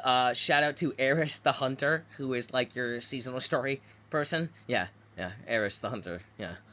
Oh, okay. Yeah. She's all stoic and tsundere, too. She doesn't care about you, I promise. Oh, okay. Got it. Wink, wink, nudge, nudge, Eris the Hunter. Yeah. How's it going over there, Bungie? Don't worry about it. Shh. Like, it's literally, like, it's not subtle at all. It's just like, oh, is that what we're doing? Yeah, we just doing a little wink, nudge, nudge. Haha, Eris the Hunter. Yeah. All her friends are dead. Haha. It's like, oh, yeah, we really just were like, look, we have one too. I love it, though. It's the kind of Easter egg that, like, the little Easter egg, like, call-out thing that's, like, kind of like a pleasant nod their way, but also a middle finger at the same time. You're not sure. It's just like, are you making fun of them, or are you, like, being like, hey, look, we love Destiny? Like, you can't tell the entire time. You're like, I can't tell if this is in, like, honor of that, or you're poking fun at them. I cannot tell the entire time. It might be both. I would not be surprised if it was both. I think it's both. It's very good. It's already dabbled back into, like, tying into the actual story in a way that, like, the first season didn't, in the sense that, like, you get infected by vampirism, but you are not turning into a vampire, even though it's like the super vampire shit is what's infected you. And Eris is, like, by the end of, like, the seasonal story, at least where I've gotten to, I don't know. So first season, by chapter 3 of the season, once you've done whatever, like, because, you know, you got to complete all these tasks to get to the next chapter and the next chapter, and then each chapter has, like, quest lines to flesh out the season story and progress it. By season 1, the last part of any of the story was in chapter 3, and there are, like, 6 chapters, right? Okay. I don't know if that's the case for this, because there are loose ends that are not tied up, but as of now, the quest has ended. The quest line has finished and wrapped up. But there is a few loose ends that they, even when we ask about them, Eris is like, I don't know, we'll deal with that later. And it's like, oh, okay. I'll cross that bridge when we get there. Don't worry about it. Yeah, it's literally that. So, but But like, so at one point in chapter 3, after you beat the super vampire lord who's like, why won't you obey me? My blood is in you. Blah blah blah blah blah. Eris is just like, yeah, everything I know about the laws of science and nature say you should be a fucking vampire by now. And she's like, I don't know. Something in my best guess, something in your blood is resisting. So, spoilers ahead for Diablo 4's story. The game's like 6 months old. Get over it. Very early on, and by early on, I mean in the goddamn opening tutorial intro sequence to Diablo 4, you are force-fed Lilith's blood. Her blood is in you, and it plays a big part of the game. And then, you kill, quote unquote, kill her, maybe, at the end, right? And, yeah, you just wouldn't turn into a vampire. Nobody knows why. Must be something in your blood. At one point, there is a side super mini quest that's unique to this season, where a priest, from the Church of Light, those fucking losers, tells you that, hey, yo, you're corrupted by Lilith's blood. We gotta, like, purge that out of you. And you do this some bullshit, and then you go to, like, do a exorcism that he's done a million times, whatever, and he's like, oh, I cast you out, and then it starts raining blood, it does the Lilith sound, it cuts to black, it cuts back in, all the knights that were with him are fucking, like, brutally murdered. Like, they are dudes in full armor that when you investigate the corpses, it's like telling you that, like, the metal was, like, burnt and twisted into their corpses. Like, whatever happened to these people, it wasn't good. They died horribly. Like, it is some of the most fucked up and gruesome deaths descriptions Diablo as a franchise has ever had. And then the priest is in the corner cowering, and he's like, I don't understand, it should have worked, it's always worked. And then he's like, I cast you out, I cast you out. And as you're investigating the bodies, your character's like, did I do this? And we don't know. We have no idea what happened. And this is after you were bit by a vampire and should have become a vampire long ago.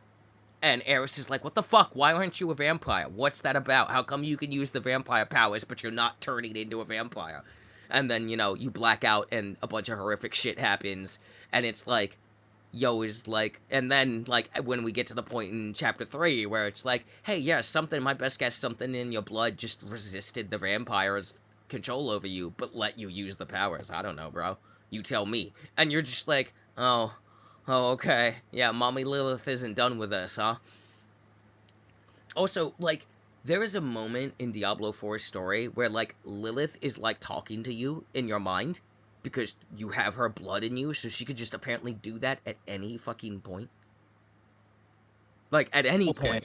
Like, doesn't have to be next to you or even anywhere near you. She's, like, technically in another timeline at the time when she does it to you. She sees you looking at her with a mystical object through time, and then, like, locks you inside your own brain, Inception style, and very clearly states, and it is made aggressively clear, she could just keep you there forever. Forever. She just keep you there, trapped in your own mind, forever, because you have a blood in you. And there's nothing you could ever do about it. You only get out because Mephisto, her father, the Lord of Hatred, helps you out. And he can barely do that, because he's, like, recollecting his power and shit, but he could barely do it. So he's not at full power, but it's very clear that it's, like, a limited time thing he can do this for you. And she's just, like, pissed at you about it. And, like, the whole thing about Diablo 4 is that Lilith was right. Like, Lilith is correct. Lilith is the correct choice to follow in this game, even though you fight her every step of the way. Because Diablo stereotypes and shit, right? But even, like, other people in game are like, no, like, wait a minute, though. And her whole thing is she's like, I gave you motherfuckers free will. And you squander it. Like, her whole thing is like, no, the stupid war between angels and demons is fucking dumb, dude. I hate it. I want to not be trapped by this endless cycle. So I gave my children free will, and then you wasted it. It's like one of the best lines in the game is when they're like, "Blessed Mother, save us," and she just goes, "I did not come to save, I came to empower." Lilith is just all about her babies like getting their due, and everyone's her baby. But she will kill you if you're in her way, baby or not. It makes sense. Yeah. So can't wait for season 3. I'll report back if there's more quest lines that pop up as I progress more through the season. I'm actually almost done the season pass already, which is phenomenal. The blood powers in this season are really cool. So in the last season, it was malignant hearts, which were like little weird corrupted hearts you could slot in gem slots on like your rings or amulets, but most of them felt kind of useless and not great. And they were a bitch to farm better ones. In Season of the Blood, there are 20 vampire powers you can upgrade, you can unlock, and then you can upgrade them 3 times, or maybe more, I'm not sure. And as you upgrade them, they get better and better. They all are basically passives that you equip, and you can equip 5 of them, and there are like little sigil packs now on all gear for the season. And say like, there's like a Divinity of Fear and a Wrath pack, I think, and they're just like tied to like vampire lore or whatever.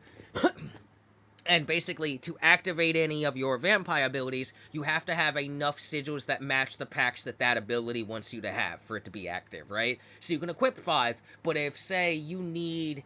And it's shared across all your armor, right? So, like, say you have 3 skulls, 3, like, packs of divinity on this, and 4 packs of divinity on that, you could equip powers that need a total of 7 packs of divinity, because that's what you have, right? So you could do one that needs 3 and one that needs 4, and they all have different needs and stuff. But really good. All the powers seem really good. Some seem more towards certain types of builds or classes than others, but none of them would be bad, unlike last season. They feel really fucking good. It makes you feel real strong. They're really fun to use. They really mix it up. It's not a huge grind. You just kind of end up getting them and upgrading them. And then there is also the unique seasonal event is called Blood Harvest, which works the same way a Helltide does, except because it's seasonal, when the Blood Harvest ends and moves to a new zone, you don't lose the Blood Harvest currency. You just have it until the season ends, so you can stockpile it to do a huge super mega run at some point, right? Because you're, like, spending the blood lores you get to summon in certain types of enemies to farm them for shit. But there's always a big special summon area that needs like 3 things filled. But because the currency doesn't fade, unlike a Helltide currency, where the Helltide is the same concept that they did in that Blood Harvest does, except Helltide is like, okay, it's a limited area, and while you're doing this currency, when this Helltide closes, the currency's gone, right? Because the Helltide comes up like every 12 hours or something. Whereas Blood Harvest is the same mechanic, but because it's seasonal, you can carry currency to zone to zone to zone or across world tiers until the season is over.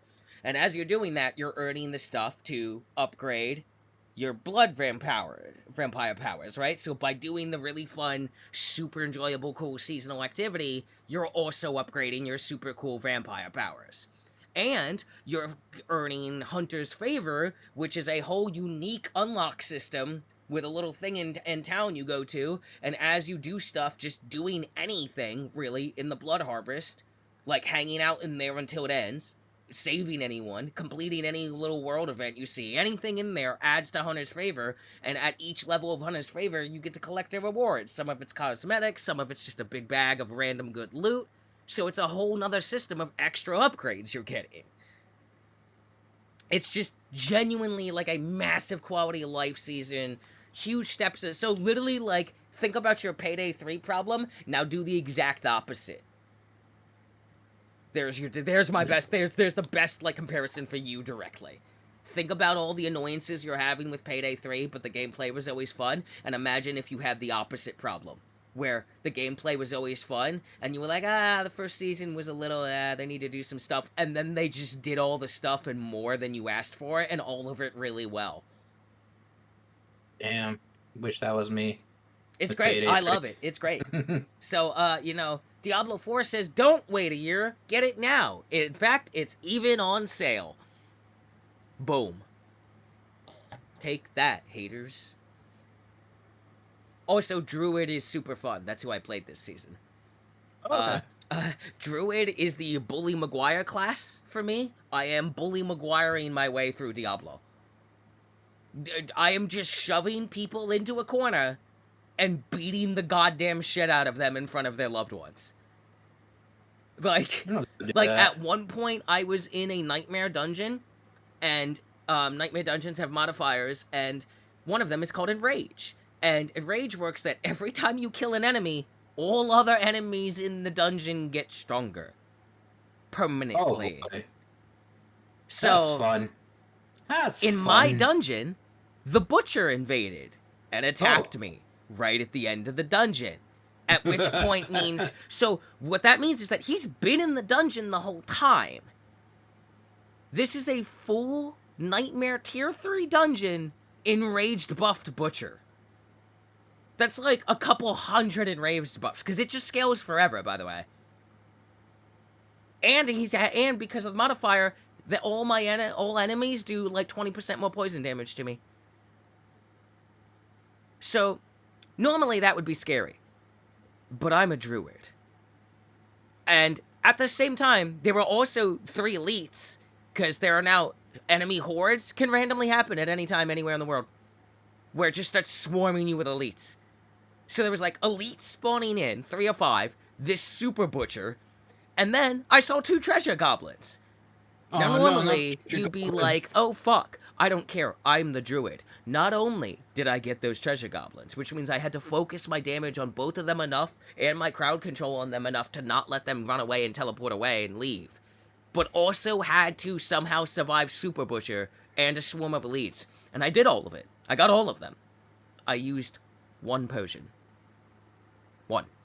It was the only potion I had, because I forgot to go refill before I did the dungeon. Yeah, I used 1 potion. And I probably didn't need it. Because I am the Bully Maguire of this game. I'm just dancing all night long. Nothing's phasing me. I know I'm the coolest person around. I am just like shoving people into corners, beating the shit out of them, and it's just I press button win game. This class is insane. This class is incredible. It's genuinely super fun. You are just bullying people all over the game, and I am astounded that I do not see more druids. And apparently, the reason I don't see a lot of druids is because people are fucking losers, and they don't like playing druid because they're like big, you know, like body shape wise. They're like big. They're Yeah. like hefty. They're not like fat, even though there's nothing wrong with that, even if they were. But they're like big. They're stocky. And even the women character model is stocky. And apparently that's why people don't play druid, because they're ugly body types. Oh, weak. And I'm just That's like, yo, weak. that's weak. You're a loser. You're a loser. That's weak, bro. It's such a fun class. And I'm just like, you're dumb. You don't deserve druid. That's what I say to that. You don't deserve druid. Did you not pay attention to the story of Diablo 4? Weird body shape haters? Blood Mommy Lilith gave you free will, and you squandered it by being petty and dumb. Anyway, Diablo 4, Season of Blood, Season 2. Very good. Very excited. And rumors are buzz that maybe next season is new region, new class finally. Fingers crossed, please. Monk or um Monk or Witch Doctor if I were going old classes would be my pick. I would really like Monk or Witch Doctor with the way Diablo 4 works. If it's a new class, I don't know, because Diablo Immortal got a new class with like when season one of Diablo 4 came out, they had gotten a new season as well, and their new class was the Blood Knight. So we'll see. Hmm? Obviously it is pretty much assumed, and yeah, we know that eventually Diablo 4 is gonna get new regions and classes. The prologue of the fucking massively long Diablo story sets it up. We know that all Diablo games have gotten that. The difference is this one is designed to have an even longer lifespan than Diablo 3 did, and it's a different system, so it's probably gonna be not. Although I think they've already said that there will be like expansions, like proper expansions. And they really kind of worded it in an MMO like terminology, so I think that's what they're really going for, which has been very clear to me from the start, is that seasons will be free, they'll add this stuff, and then there'll probably be like a nice big expansion that adds meaty amounts of permanent content as well as new classes, and then seasons will continue to build on top of that until next expansion. So, you know, an MMO. Yeah. But I'm fine with that. The game's fun. The game is really fun. I really enjoy it. I played a lot of it. I'm very much enjoying that game. To put in perspective, I found it really difficult to run. I didn't even complete last season. I didn't get close. Like, I did the story, but nowhere near, like, all the stuff I wanted to do. It was just such a grind. I could not have imagined trying to run more than one character last season. With how good the quality of life changes are, I think you could very comfortably and rather easily run one of every class every season, and maybe even a couple in hardcore every season, and not fucking, like, lose yourself to it. I don't think it would actually take as much time as it seems. Because I've done in one 4-hour session more progress than I did in a month last season, with, like, multiple 12-hour sessions across the whole month. Like, you, and again, it doesn't feel like they just sped it up in a way that, like, oh, I have nothing to do because it's over too fast now. No, because it's Diablo. The meat of the game is the end game, whether you're low end game or high end game, right? And it's just getting you there faster, which is great. So that's all I have to say about Diablo 4. It's fantastic still. Season 2 is really good, and I'm really looking forward to the future of this game. Please give me my monk. Thank you. The monk. The monk. I probably would say the same. Like if I had to choose between monk or witch doctor, I kind of would want monk. Mm-hmm. Monk was really fun, at least in Diablo 3 when I played it. I really liked Monk quite a lot. I wouldn't be opposed to Crusader coming back. They weren't my favorite class in Diablo 4, 3 by any means. They weren't my least favorite. That belonged to Barbarian. But, like, from what I've played of Barbarian in Diablo 4, one thing I will say about Diablo 4, every class is fun to play. Every build is fun to play to me. I definitely have my favorites, but I'm not playing anything that I'm like, I don't like playing this. So I'm not really opposed to anything coming back, but if I had my pick, I want Monk or Witch Doctor. But yeah, we'll see what happens. Maybe they'll fucking spin it on its head and do a whole new thing. Who knows? God, that game is enjoyable. Warframe's most recent MSQ came out. It's a small one, just the Abyss of Dagoth. It just kind of ties into some new lore and starts setting up the pieces for their next major MSQ, which is slated to come out in December, Whispers in the Wall, which ties into the crazier MSQ coming next year, Warframe 1999. Some more on that when the more major things happen. And on that note, I only have one more game that I've been playing to really talk about, but I need to go to the bathroom, so I'm going to pause the recording. Okay.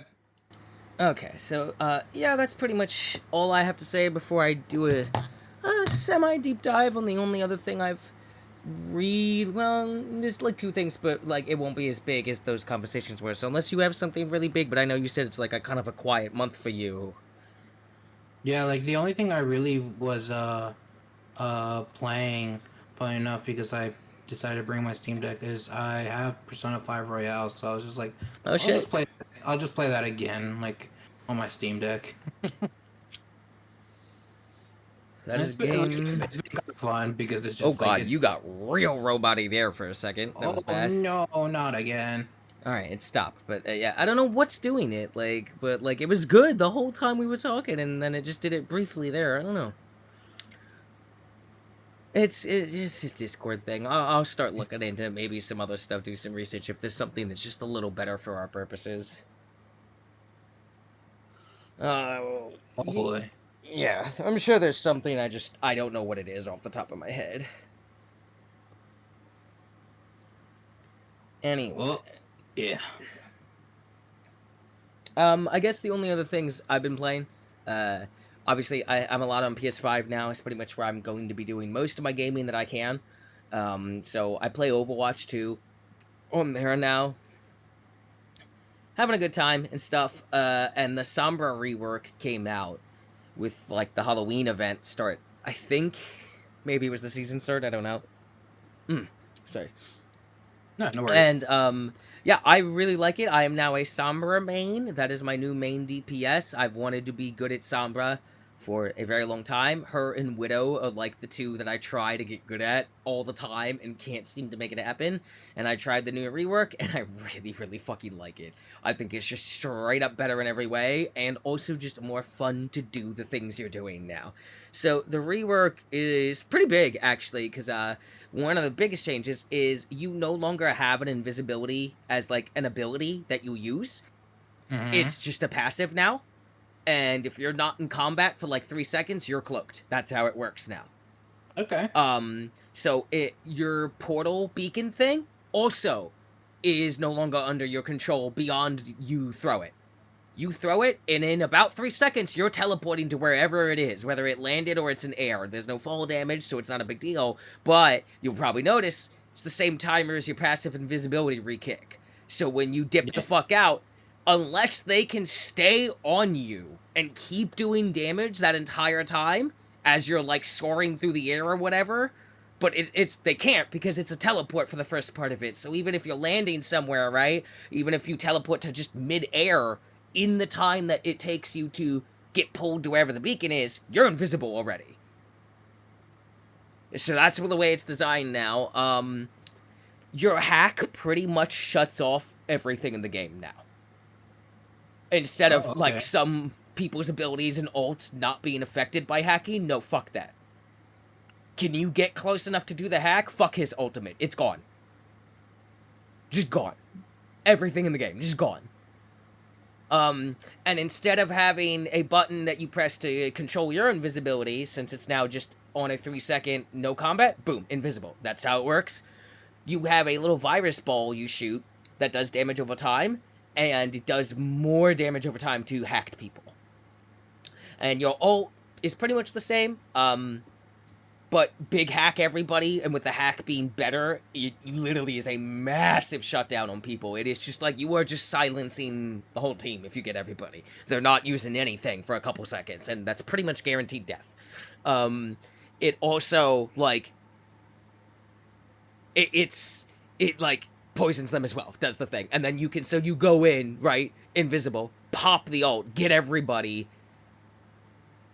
light some people up, throw your beacon up, get invisible in the air, come down right back into the fight, throw the poison at anyone you want because they're hacked, so it's gonna do more damage over time, and then it like just start unloading into people. And the little machine pistol thing she has, the little Uzi, the Yeah. damage has been buffed and a range increased a little bit each. Still same recoil, so like you still gotta put in the effort, but like I used to never be able to do anything with Sombra, and I think like the first match I played her, I did like 44 kills and never died. Like I was going into fights Yeah. with like 100, with like barely any health. Like I was going into fights with like 10% health on purpose, and I just knew that I could get out. Cause now instead of me being like, I gotta hit the invisibility and then go in or whatever, I'm just like in my mind, I'm just like 1, 2, 3, boom, throw the orb, boom, orb pulls me to the air, I'm invisible, land back down, go right back in, fuck even bothering to get health.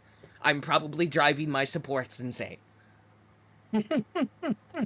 It is just like, because even if you can't confirm the kills, if you can just keep the rhythm going, you're just a constant thing they have to be concerned about. Even though you haven't killed anyone, it's because if they don't be concerned about it, like, how it really, like, a good example is, yeah, this Reinhardt knows I haven't killed anyone, but if he doesn't turn and shield people when he hears me or when I hack somebody and they tell him they've just been hacked, I am going to kill everyone.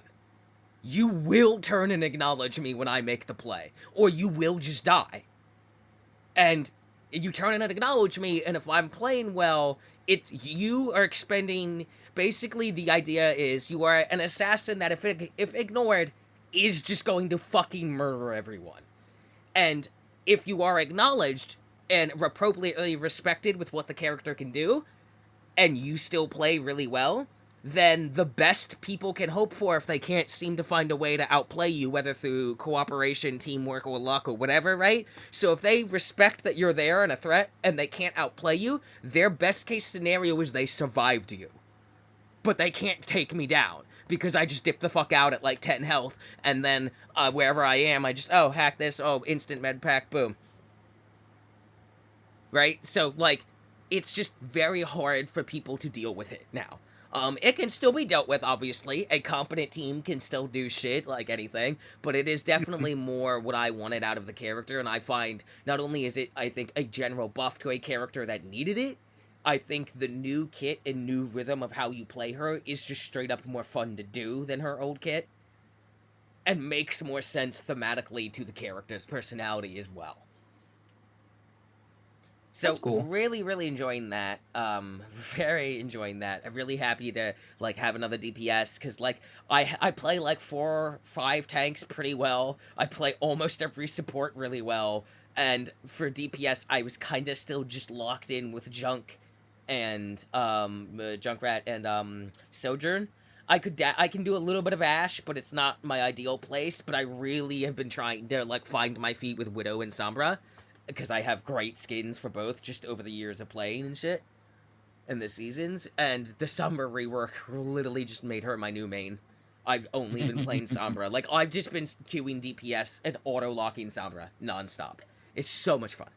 And I have the boop voice line, so now I'm just invisible by people going boop, boop, and then they'll turn around, and then I threw the teleporter, but I was already invisible, so they have no idea, and then I'm behind them, and I'm just like hacked, and they're just dead. There was at one point as I was like doing the Sombra thing and a Reinhardt goes to charge me and misses. I get out of the way and then he turns and he's ulting and I'm like, oh, I don't have anything to do with this at the moment. And a fucking sleep dart from my Ana comes in from like across the map. And then I just like reloaded my pistol, walked up to the Ryan who's sleeping there, put it to his skull, and said, "Good night, sweet prince." It was like a hit job. I just like literally murdered that man in cold blood. Like it was like a scene out of a fucking mafia movie. And you know he was mad because if she hadn't sleep darted him, I would have been dead. That was the game where I went 44-0, and you know he was mad because I was getting like by the end I was like confident we were gonna win, so I was just getting more reckless and reckless, being like, how far can I push it, right? Yeah. How far can my skill and luck and these guys' inability to deal with what I'm doing go? At some point, there has to be a moment where I've overstepped, and I need to know what that moment is so I can figure out how to make that moment further and further in, right? And that would have been the moment, and then my Ana, who had been struggling to heal me all game, and I was just like, nah, you're good. I'm testing out the range, the limits of what I can do with this new kit. And just put him to sleep because Ana, like, didn't need to. We would have won either way. It was no big deal. Like, and I would have deserved the death because I was being real reckless. Like, I was like at 10 health for like 15 minutes straight of fighting. They just could not get on top of me enough for me to, like, go down. And then she put him to sleep, and I just calmly reloaded the pistol, walked over, and then hit him with the boop. And then away I went. I imagine it's really, really annoying. I know it's really annoying because when I play against Sombras and I see them start doing the thing, like, if I'm, like, a character that I feel like I can deal with what a Sombra, like, I'm playing one of my people that I'm like, yeah, I can counter you. You are now my priority. As an Ana, I am sleep darting every Sombra I see. Don't you dare. Don't you dare. Don't even think about it. As a Reinhardt, I will solo ult you. Get out of my face. Don't even. I know what you're capable of, little miss. It's good. It's good stuff. And with that, it comes to the last game that I've really been playing this month. And by this month, I mean just this week, as of just yesterday. Yo, Alan Wake 2's really good. That's what That's I thought. a good game. Hey, that's a good game. That's some weird fucking bullshit going on. Hey, did you like Control? Hey, yeah, did you think, yo, this is fucking weird, but really hypnotizingly unable to look away from, even though it's horrific as fuck? Hey, yeah, how about more of that? Would you like more of that, says Remedy? Hey, did you doubt us when we said it was all connected? Yeah? Yeah? Did you doubt us? Because within, like, 3 minutes of the opening, like, mission with Saga, hey, let's mention the Federal Bureau of Control right now. Hey, there's a sign with the Bureau of Control on it. Hey, you're gonna meet a guy who's from the Bureau of Control just fixing equipment here. Hey, there's a lot of mentions of the Bureau of Control here. Remember how we were like, oh, what's all this about? And then that one DLC in Control, you literally talk to Alan Wake in the Oceanfront View Hotel through the door, and then you literally are getting reports from people in Bright Falls who work for the Bureau of Control, and Dr. Hartman from Alan Wake 1, who gets taken by the Dark Presence, ends up in the Bureau of Control to be studied because what they don't know quite what the Dark Presence is, but then the hiss invades and it infects his body, but the hiss and the Dark Presence are fighting each other, which means these forces are not aligned. They are opposing forces that are also opposing us. Hey, did you remember Quantum Break? Did you think that wasn't connected? Well, fuck you, because the sheriff of Bright Falls is clearly the guy from Quantum Break.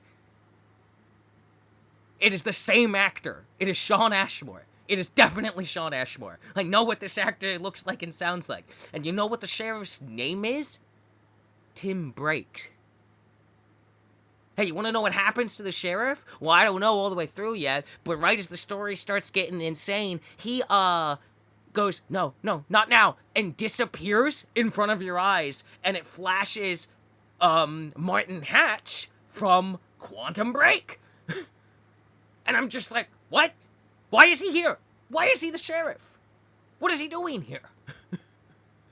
Oh yeah, it's just like, within like, I'm only on mission 2, this game has very clearly aggressively started tying together every Remedy thing ever. The Alan Wake Remedy verse, like the thing that started with Alan Wake that nobody believed really until Control hit, at the DLC of Control really, the last one. Yeah, they are like aggressively being like, no. Every single thing since Alan Wake 1 is connected. It's all the same universe. It's all part of one thing. Like, they are aggressively doing it. Like, they're not being subtle about it at all this time. Whereas Control was, like, kind of subtle, and then the DLC was a little less. This is just straight up, no. It's all fucking here. It's all connected. You're gonna see. It's bizarre, it's weird, it is Twin Peaksy as fuck. There are so many coffee drinking scenes.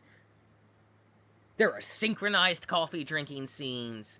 It is just, wow, Sam Lake really likes, the people at Remedy and Sam Lake, director of Remedy, really like David Lynch, don't ya?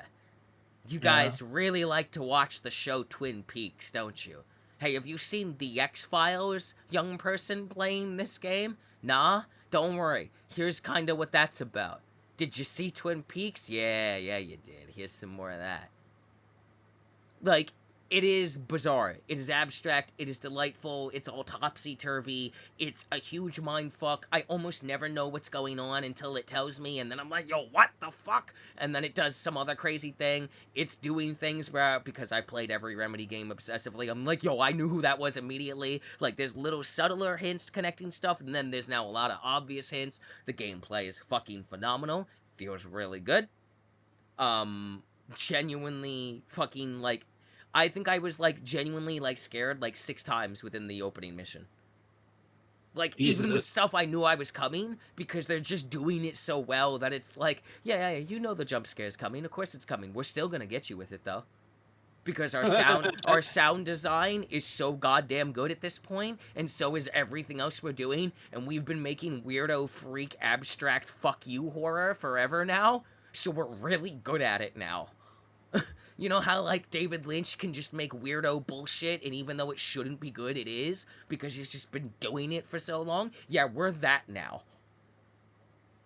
It is just genuinely bizarre. It is, like, the most horrific, fucked up thing you've ever seen, but you can't look away. You can't look away. You have to indulge. It is, and it almost, like, makes fun of you for that you like it so much, where it's like, you love this shit, don't you? Oh my god, the fucking Stella brother commercial, bro, I want real commercials to be like that commercial. I would buy more things on impulse if they were. That commercial was so dumb and delightful, and I was just like, I love this. Like, no, low-key, I high-key love this. This is stupid. This is great. I wish real commercials were like this. If this is what companies did to make me buy their products, I would buy a lot more products and would probably be more fond of capitalism. Like that's how enjoyably dumb that commercial was. And it's the only one I've seen so far, but I know there's more. And I'm just like, this is just cringe to the maximum. Like, and you know they know it's cringe, and they love it. They're like, yeah, look at this dumb shit. Look at it. Look how much effort we put into this stupid ass thing. Yeah, so Remedy games are now just a bunch of super mega David Lynch X-Files era nerds just going, look at my dumb bullshit I made. It's great. I love it. It's genuinely really good. It is freaky as fuck. Solving the cases is super fun. Like, it is, while it's doing all these really cool things I've talked about, you feel like a detective. You feel like you're doing detective work. Like, you really genuinely feel like you're solving cases the entire time. Like, even when it's obvious, right? Like, and sometimes it is and sometimes it isn't. Like, it's just the way it's written, the way it plays out, everything about it. Like, while it's being bizarre and abstract and some fucking psychopathic freak of nature, huge drug trip, fucking David Lynch X-Files, what the fuck have you guys been doing over there in Remedy? You guys are the coolest weirdos ever. Fucking bullshit. It also somehow feels really grounded in like actual realistic detective work, but at the same time hits you with that kind of razzle dazzle ness of like detective PI stuff that, you know, cinema does. Like, so it literally is just like, have you ever enjoyed a good detective show?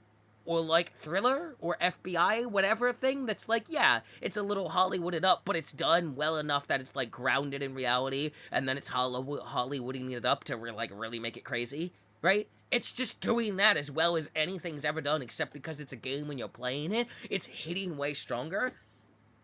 Also, I don't think I've ever played a survivor horror game where I'm getting fucked up in combat or getting jump scared by things that wouldn't have hit me that hard because I'm getting distracted by how gorgeous the game is.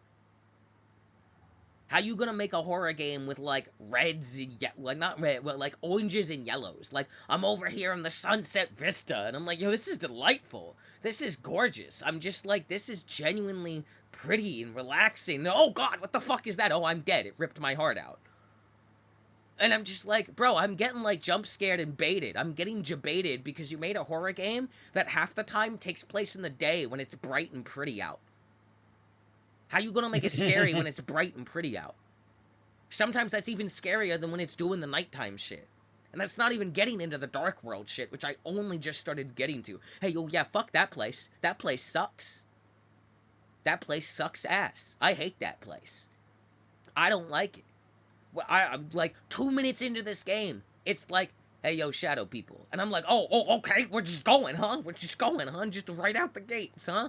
There's shadow Yeah, you're just wolves going. now. There's fucking people screaming at me. Alan Wake is fucking flipping the fuck out. He needs to, like, take a sedative or something. It is absolutely Remedy at its finest. I understand when they were like, this is our dream game. Um, and like learning that like the original Alan Wake pitch or what they were trying to do, like not just the pitch because they like self-publish, like was they wanted to do an open world survival horror game, but they had only done linear stuff and they just couldn't seem to get it to work, so they ended up doing what they did. But if you played Alan Wake and all the other stuff, you can see, especially in Alan Wake, the little tastes of what they were trying to do and just didn't know how to do. And then Mhm. each game got progressively closer to that and weirder and weirder and weirder. And Control was kind of an open world game. It just didn't seem like that because it was all inside, but it wasn't inside. But don't worry about that. This is definitely multiple like big open world zones that you go from fast travel points, but like, and then there's the dark world and the two characters, and it is it is absolutely a fascinating experience that I cannot recommend enough. Like, I knew I was going to like it, but oh god, what a nice thing to come back to was this Remedy shit of just like, take me away. Take me away on this bizarre journey that's gonna traumatize me and enlighten me at the same time. Let's go. What's going on here? It's really good. I quite like it. I'm very much enjoying playing it. I wish I had figured out that weird PS5 obscure mic setting thing before, because obviously I did my Alan Wake stream and I was making so many detective bits. I was doing so many jokes, so many good references to things from the '90s, X Files, David Lynch stuff. Fucking like I was in top form. The jokes were good. It was like genuinely funny. as I'm playing the game, genuinely getting spooked, and then I'm like deep diving on lore, and then when I met the sheriff and he's just fucking Sean Ashmore and his name is Tim Breaker, and I'm like, it's the guy from Quantum Break. Why is he here? How did he even get here? That doesn't even make sense based on the end of Quantum Break. Also, that was the one game that wasn't connected to the Remedyverse until literally right now. And then he quantum breaks out of my realm right in front of me, and it flashes the guy from Quantum Break, Martin Hatch, and I'm like, what? What are we doing here, Remedy? What is happening in this game? You really feel like Everything. how Alan Wake feels, where you're just like, I don't know what's going on, man. I, It from is what I good. It is hear, good. yeah, like Alan Wake 2 is good. I will try to give it a shot once I finish Control. Um, Control is so good. yeah, the only thing, which is weird, but and it's hard for you to confirm this because you haven't played it. But there are some people that were almost comparing Alan Wake to like RE2 remake or RE4 remake. Like there was like I don't know if it was just like the feeling of it or I just could like see why you would make the comparison to RE4 remake, especially. This game just everything it's doing feels very polished, very smooth. Everything is like so delicately working in tandem with each other, all the various systems and mechanics. Nothing feels like it's not in its proper place, except you know how Resident Evil has the Resident Evil moment where the plot is like making sense and grounded and then it goes off the rails but in an enjoyable way that you can still cohesively follow more or less, but it's like, here's the wackiness, right? yeah. So do that, but make it more fucked up than Resident Evil has ever gotten, and do that the entire time, all the time, and like to the point of your like people in game are like, what the fuck is happening? Like your partner is having realistic reactions to shit that's going on, but because he's a hardened FBI guy, he's just kind of like compartmentalizing after his initial like, what the fuck was that bullshit? And then he's like, all right, we have cults, we have zombies. Sure, doesn't make any sense, but we know what we saw. At least we think we do.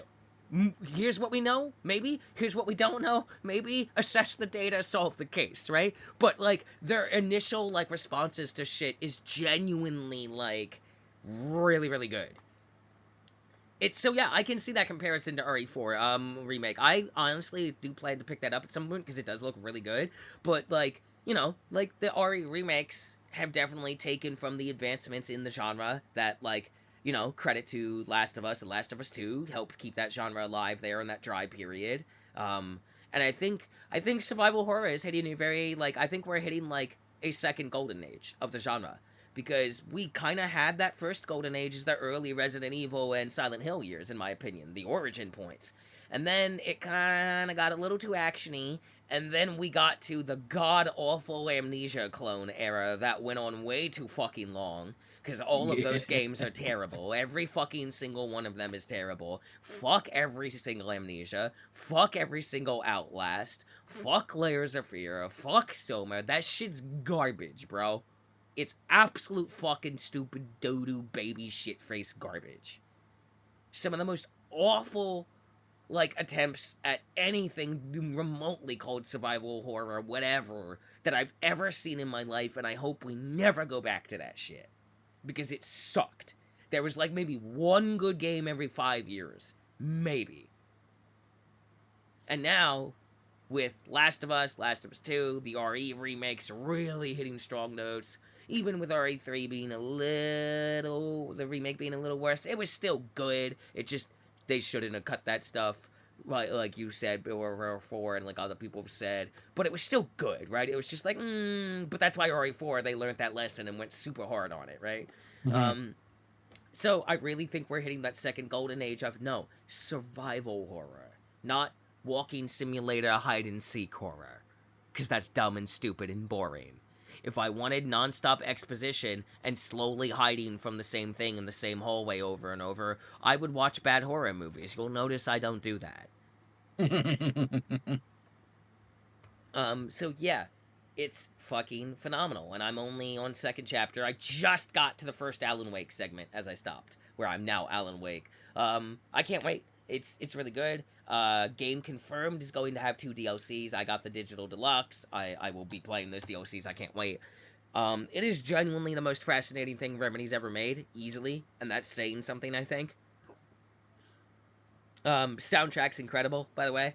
I love the Mind Place. Saga has a Mind Place, aka a Mind Palace. That's where you solve your cases. You go to the Of Mind course. Place. Hey, just so you know, hey, when you're in the Mind Place, hey, that doesn't pause the game. Make of that what you will. Just so you know.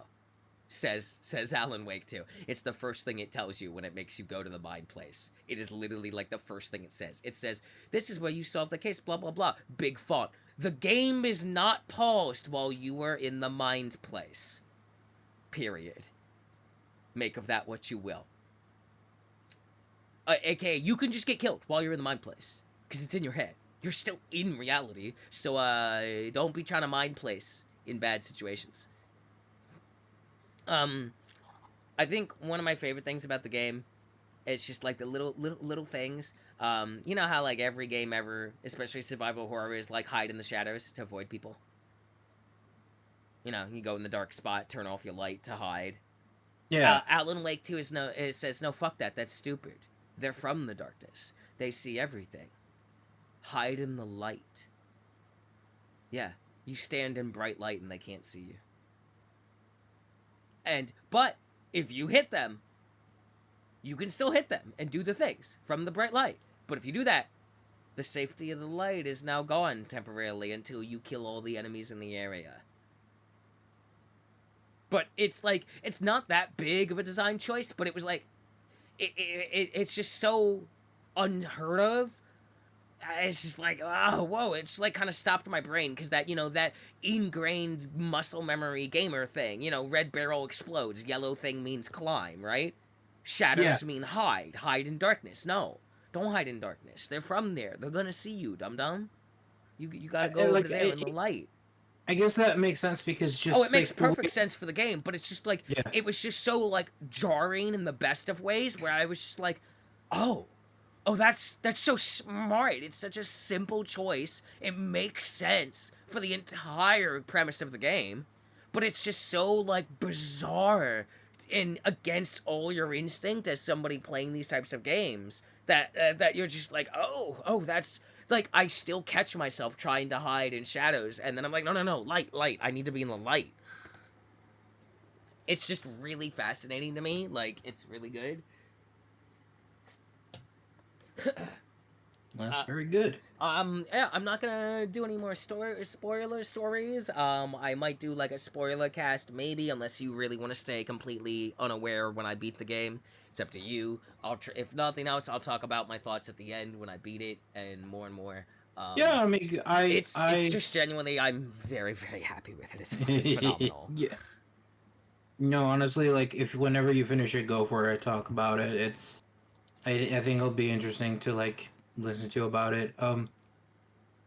And like unless like something else changes, yeah. Like Mm-hmm. no, I would say talk about it. Got you. Yeah, there's already been like, some characters and stuff that I already like and stuff. Shit's popping off. It's getting crazy. Uh, Shout out to Deputy Mulligan. He's a real one. Yeah, his last name is Mulligan. Cause of course it is. It's just, especially like when the fucking you go like meet the witnesses of the initial crime that brings you to Bright Falls, and of course you go meet them at the Oh Dear Diner. Of course you do, because of course you do, because of course you have to have coffee and pie to talk to the sheriff of the small town. Yeah. Because I watch a lot of Twin Peaks, says Sam Lake of Remedy. I'm still watching a lot of Twin Peaks. In fact, I'm watching Twin Peaks right now. It's just like, it's so obvious, and it's just like, I like Twin Peaks, the game. And I'm like, I also very much like the show Twin Peaks, Remedy. Thank you. I don't think you quite understand. I love Love Twin Twin Peaks. Peaks. No, Like, no, no. I yeah, get yeah, it. yeah. No, I no, I get don't it. think you You love Twin do. I Peaks. need to No, talk to you no, more no, no, about how I no. really like Twin Peaks. No, no, no, I understood with the first game, Alan Wake 1. No, I don't think you did. You In get it. fact, I think you still don't. So now I'm going to double down for the 9 millionth time in a more abstract way that further endears you to how much I really like the show Twin Peaks. I like to the point of like, am I just going to get to a chapter and is it just gonna throw the big spooky font up and it's gonna be like chapter 5, Twin Peaks, and I'm just gonna like shut the fuck up. There's already a mountain that's called like Mirror Mountain because it reflects in the water perfectly, almost as, and it literally says like in game as if it's its twin from another realm, and I'm like, okay, come on, come on, you might as well have just called it Twin Peak Mountain. What the fuck are we doing here? Like, it's not being subtle at I all. literally just want eventually at one point with Remedy, like essentially the next game is just Twin Peaks. um, it's just Twin Peaks. It's like go watch Twin Peaks. No, That's no, it. no, no. But The next Remedy game is the next Remedy game is just a 70-hour interview between Sam Lake and David Lynch. yeah, That's it. it. That's That's that's it. that's the whole thing. That's all it is, dude. Oh my god, that's funny as hell. That's a definite title. The next Remedy game is just a 70-hour interview between Sam Lake and David Lynch. That, you know what? I wouldn't. I if that happened, I'd be like, yeah, that checks out. I'll play it. Like, it's an interactive 70-hour interview with David Lynch and Sam Lake. And it's not Sam Lake interviewing David Lynch because that would make sense. It's David Lynch interviewing Sam Lake because fuck you. That's why. You know what Remedy is? You know what? You know how you sum up Remedy's games since Alan Wake, like since they started doing this crazy Remedy verse? Remedy's entire like Remedy verse can be summed up from that one singular quote of David Lynch. I consider it my most spiritual work. Would you care to elaborate on that? No. And I no longer wish to talk about it. Gets up, leaves interview. Yeah. That is the Remedy verse right there. That is essentially what you're playing, and it is an absolute joy, and I fucking love it. Like, goddamn, this game's great. Thank you so much, Remedy, for continuing to make weirdo, bizarre shit for me, if no one else. It's really good. It's a good game. Like it a lot. It's big fun. Big fun. Oh my god. And with that's my like month of what I've been playing. That's it pretty much, more or less. Haven't really been playing anything else. Yeah, no. Nothing worth like noting anyway. So I think it's time to go into the news. We are, it's surprising. I felt like my notes were light, and I know you said this is kind of a tame month for you. Somehow we're 2 hours in.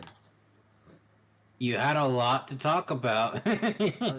Look, Diablo Force is really good. Warframe stuff was good, and that was brief. Warframe, when that big thing comes out, and Lords of the Fallen and Alan Wake 2 were like my big releases of the year, and they have delivered and then some. So, and I'm still really early in both of them. So, like, I'm overjoyed with what I've gotten so far. Absolutely worth every fucking penny and time I've put into it. Like, That's absolutely. good. That's really good. To the point where I'm still trying to commit to playing everything of the first run, my first time with the games, on stream. We'll see how long that lasts with Alan Wake 2. We'll see. That one, I already said, I said that in the stream, but nobody heard it because I didn't know about that hidden mic setting. But I even said at the end of the stream, I'm going to try to not play any of this off camera, but I'm not going to make any promises about Alan Wake 2. I think I can keep it going with the Lords of the Fallen, but I don't know. I don't know. I don't know. I'm so mad about that mic setting because I was making so many good jokes. I was like doing the whole like, because like your partner like knows of the Federal Bureau of Control, even though your character Saga has never heard of it. Like he knows some things about it, and like they eventually kind of talk about it a little bit. But when he officially like mentions that he knew it, and then like his shit was popping off, I would just like randomly turn and look at him and be like, unless of course you're holding back on me, Casey. Holding information that pertains to the case because you're part of this. That's it. I'm blowing this whole thing wide open. And nobody's gonna hear those jokes because the hidden mic muted setting. Like, I was referencing every detective show movie I have ever seen. I was reaching deep into the deep lore of that kind of stuff. Like, I was on point. It was funny. And I'm so mad that no one's ever gonna hear it. But it's fine, I'll just do it again. Do it again. Do it again. I'll see you all in 20 years. Alright. It's time for the news flash. It's time to talk about news. There's some news. There's some stuff. There definitely is. Yeah. Do you want to start with Unity Woes CEO steps down question mark, or would you like to just briefly talk about how Tim Sweeney is still a dick and hides when people call him out on being a dick? Oh yeah, no. Let's see. We should do. Man, it's a good choices, you know.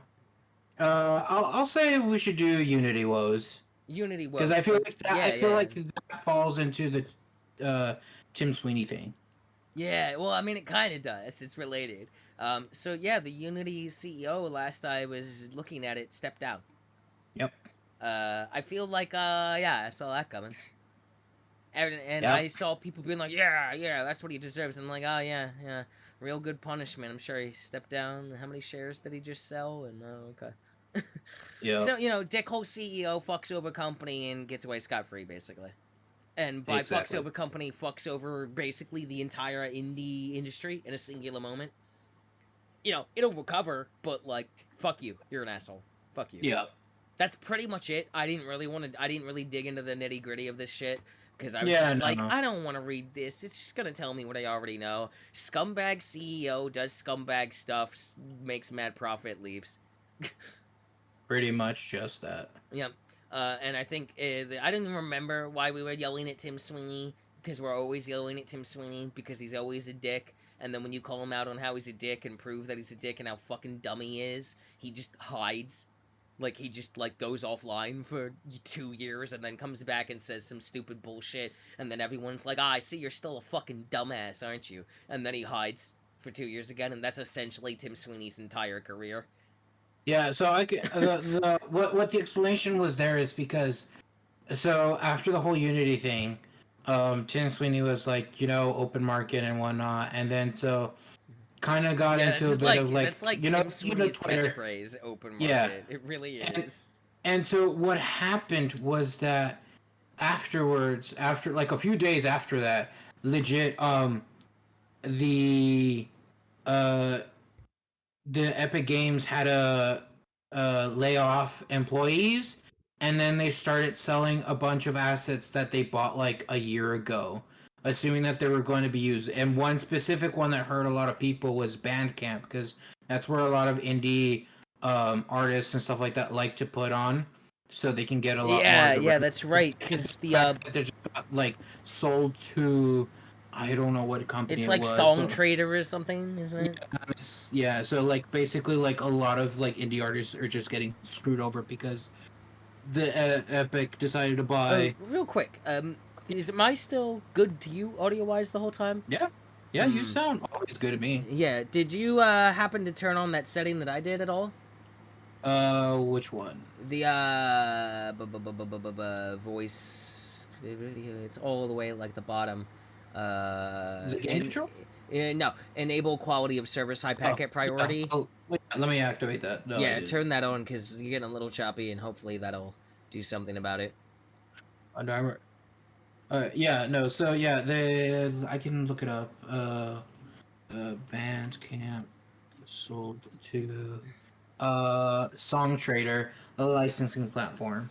So like, yeah, and I don't know how Song Trader is, I've never even but heard of I'm Song assuming it's Trader not prior to great. this. Yeah. Yeah, so yeah, the fact that like they bought Bandcamp last year, expecting I guess to do stuff with it, and then it was like a year later, like nope, we're not doing anything with it. And the and what surprised people is apparently like Epic Games, like the way apparently they've been managing business is that they've been expecting Fortnite to just continually grow mass revenue for them like all the time, and apparently like now they're going on a downhill. of revenue. So like basically all the stuff that they were like trying to buy up, and now it's just costs that they're not getting back. So that's with all the layoffs and stuff. So it's just It's like almost like every time Pat from Castle Super Beast talks about how all these idiots have this weird business philosophy of perpetual growth and profit forever, and how that's never been once a sustainable, realistic goal for any industry that will ever exist ever, he's correct every time. You can't constantly make profit and grow forever. That's not possible. yep. Because there's only so many people. There's only so much money. Like, there's just even if you were a company that owned every other company, you still would eventually see no profit, breaking even, or loss of profit in some way at some form. It's unavoidable. Like it's that's like I don't under like I it just baffles me. I don't get why these fucking people are like infinite growth and profit or it's bad. Shut it all down. And it's like that's not how business works. That's not how anything works. But here we are, I guess. Yep, that's exactly why it's just Yeah, it's real dumb. fucking dumb. It's Every time it dumb. comes up, it's dumb. Because it always costs people their fun or enjoyment, and costs decent people their jobs who make those CEOs all their big money anyway. Because the CEOs are like, I need to make another $1 million faster. How else will I buy 7 yachts? Like, it's so fucking stupid. What a bunch of assholes. Yeah. Oh, Speaking of asshole CEOs, it's over. It's over. You guys, the great evil has been defeated. Maybe. I'm not sure on this one. Microsoft did it. Acti Blizz King is now theirs forever. Yay! Welcome to the yeah. family. Here's a wholesome Xbox trailer. It's all together now. Doesn't this make you feel good inside, consumer? Don't worry, Bobby Kodak's only gonna stay on till the end of the year. Even if that's true, like maybe this will be good, maybe it'll be worse, maybe it'll be the same. Who knows? Only time will tell. Honestly, at this point, I'm just happy that one way or another, the fucking process is over so I can stop hearing about it every week. I didn't, like, at this point, I didn't even care how it ended. I was just like, can we just wrap this up? I don't even care, man.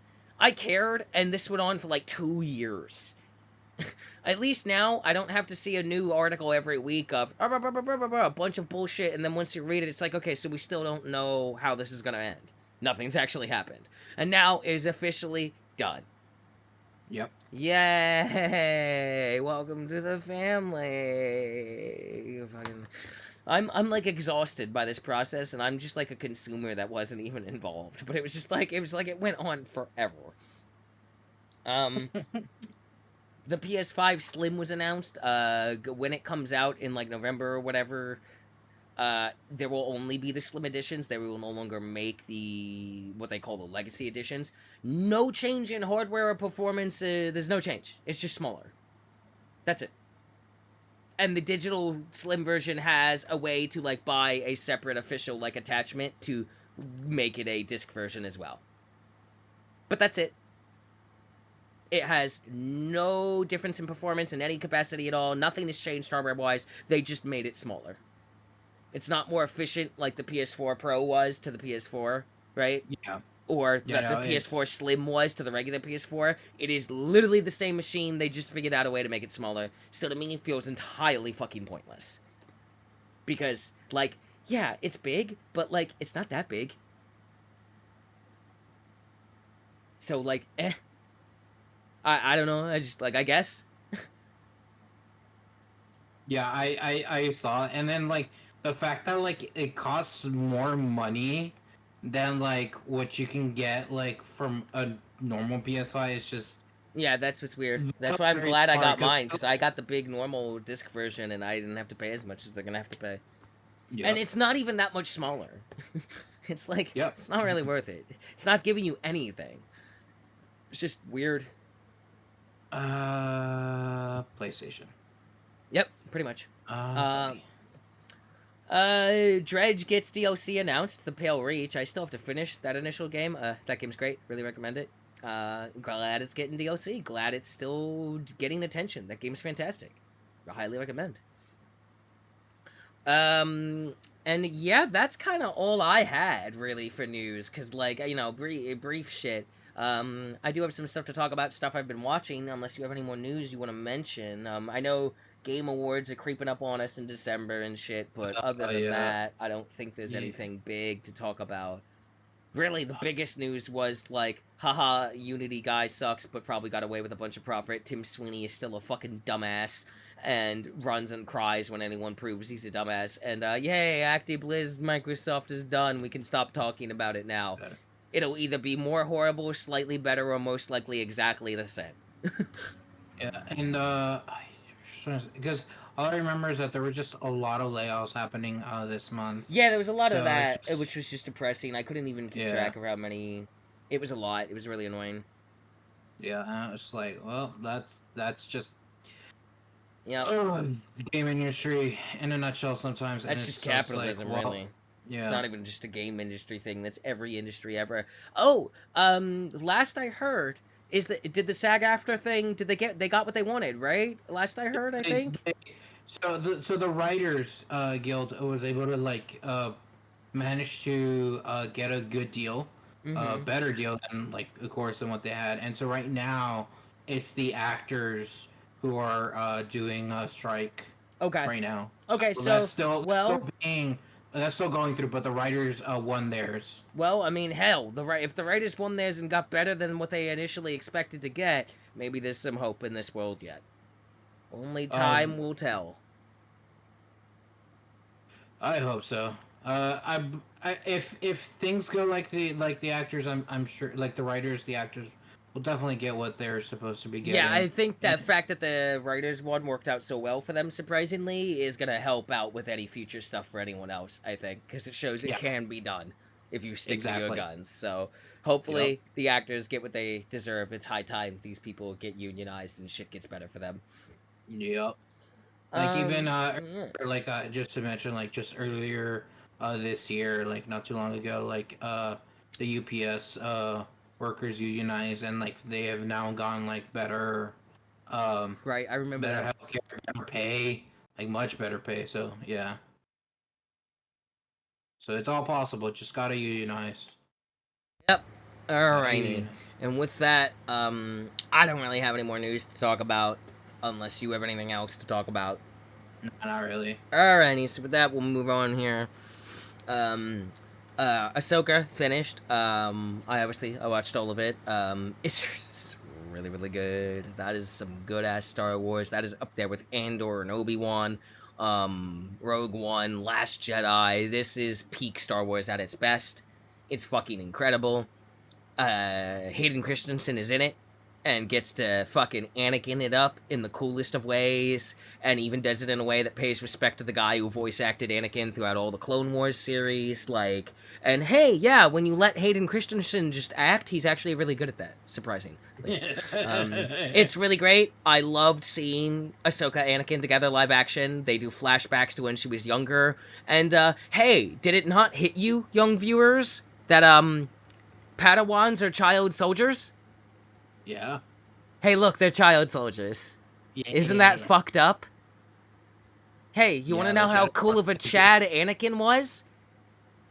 Anakin's like, yeah, I'm not training you and teaching you to be a peacekeeper. We're at war. I'm training you to survive. And I was like, yo, that's lit though. He's right though. Anakin, spoilers, Anakin was kind of always right. The Jedi just weren't ready for that conversation. Yeah. No. Even though he did fucked up shit as Darth Vader, and some of that can be justified as not entirely his fault either, because the Jedi are a bunch of fucks. Darth Sidious is way too clever, and they're fucking dumbasses, and too tied to the old ways, and couldn't even see what was happening right in front of them. I mean, Qui-Gon could, and fucking Count Dooku's entire deal is like, you can't even see that you're becoming just as bad or worse as the people you're supposed to not be. And Anakin Yeah. was just like, this is fucking dumb. Why are we trying to fight a war with, sissy gloves on? Let me just kill my enemy. And be done with it. And he's right. So, it's really cool. It's incredible. It is visually some of the best Star Wars has ever been. Soundtrack is fucking incredible, and it really explains why certain people aren't in certain movies. Because they're definitely alive. They're just elsewhere. Has maybe the most significant lore drops, like big lore moments in Star Wars history, in like ever, I think, period. Like many times over in multiple episodes. Like it really just gives you some big meaty lore where you're like, what? It also maybe brought one of the coolest things from now quote unquote legacy canon ever that I never thought I would see in live action Star Wars, even when it was still considered actual canon. Never in a million years did I think I would get this. And I still cannot believe it, and I've rewatched that singular moment over and over, and I'm like, God damn, that's the coolest thing you've ever pulled from the books. So spoilers ahead for Ahsoka, season 1. Did you ever read or have you ever heard of a Star Wars book, now legacy canon, obviously, since Disney took it over, called Death Troopers? No.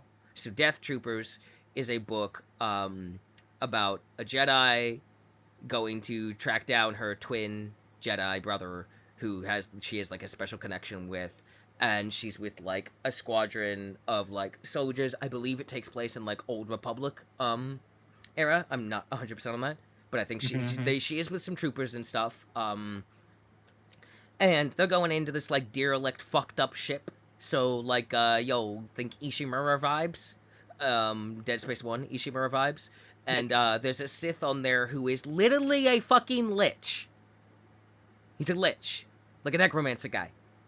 Damn. And people get killed and become zombies.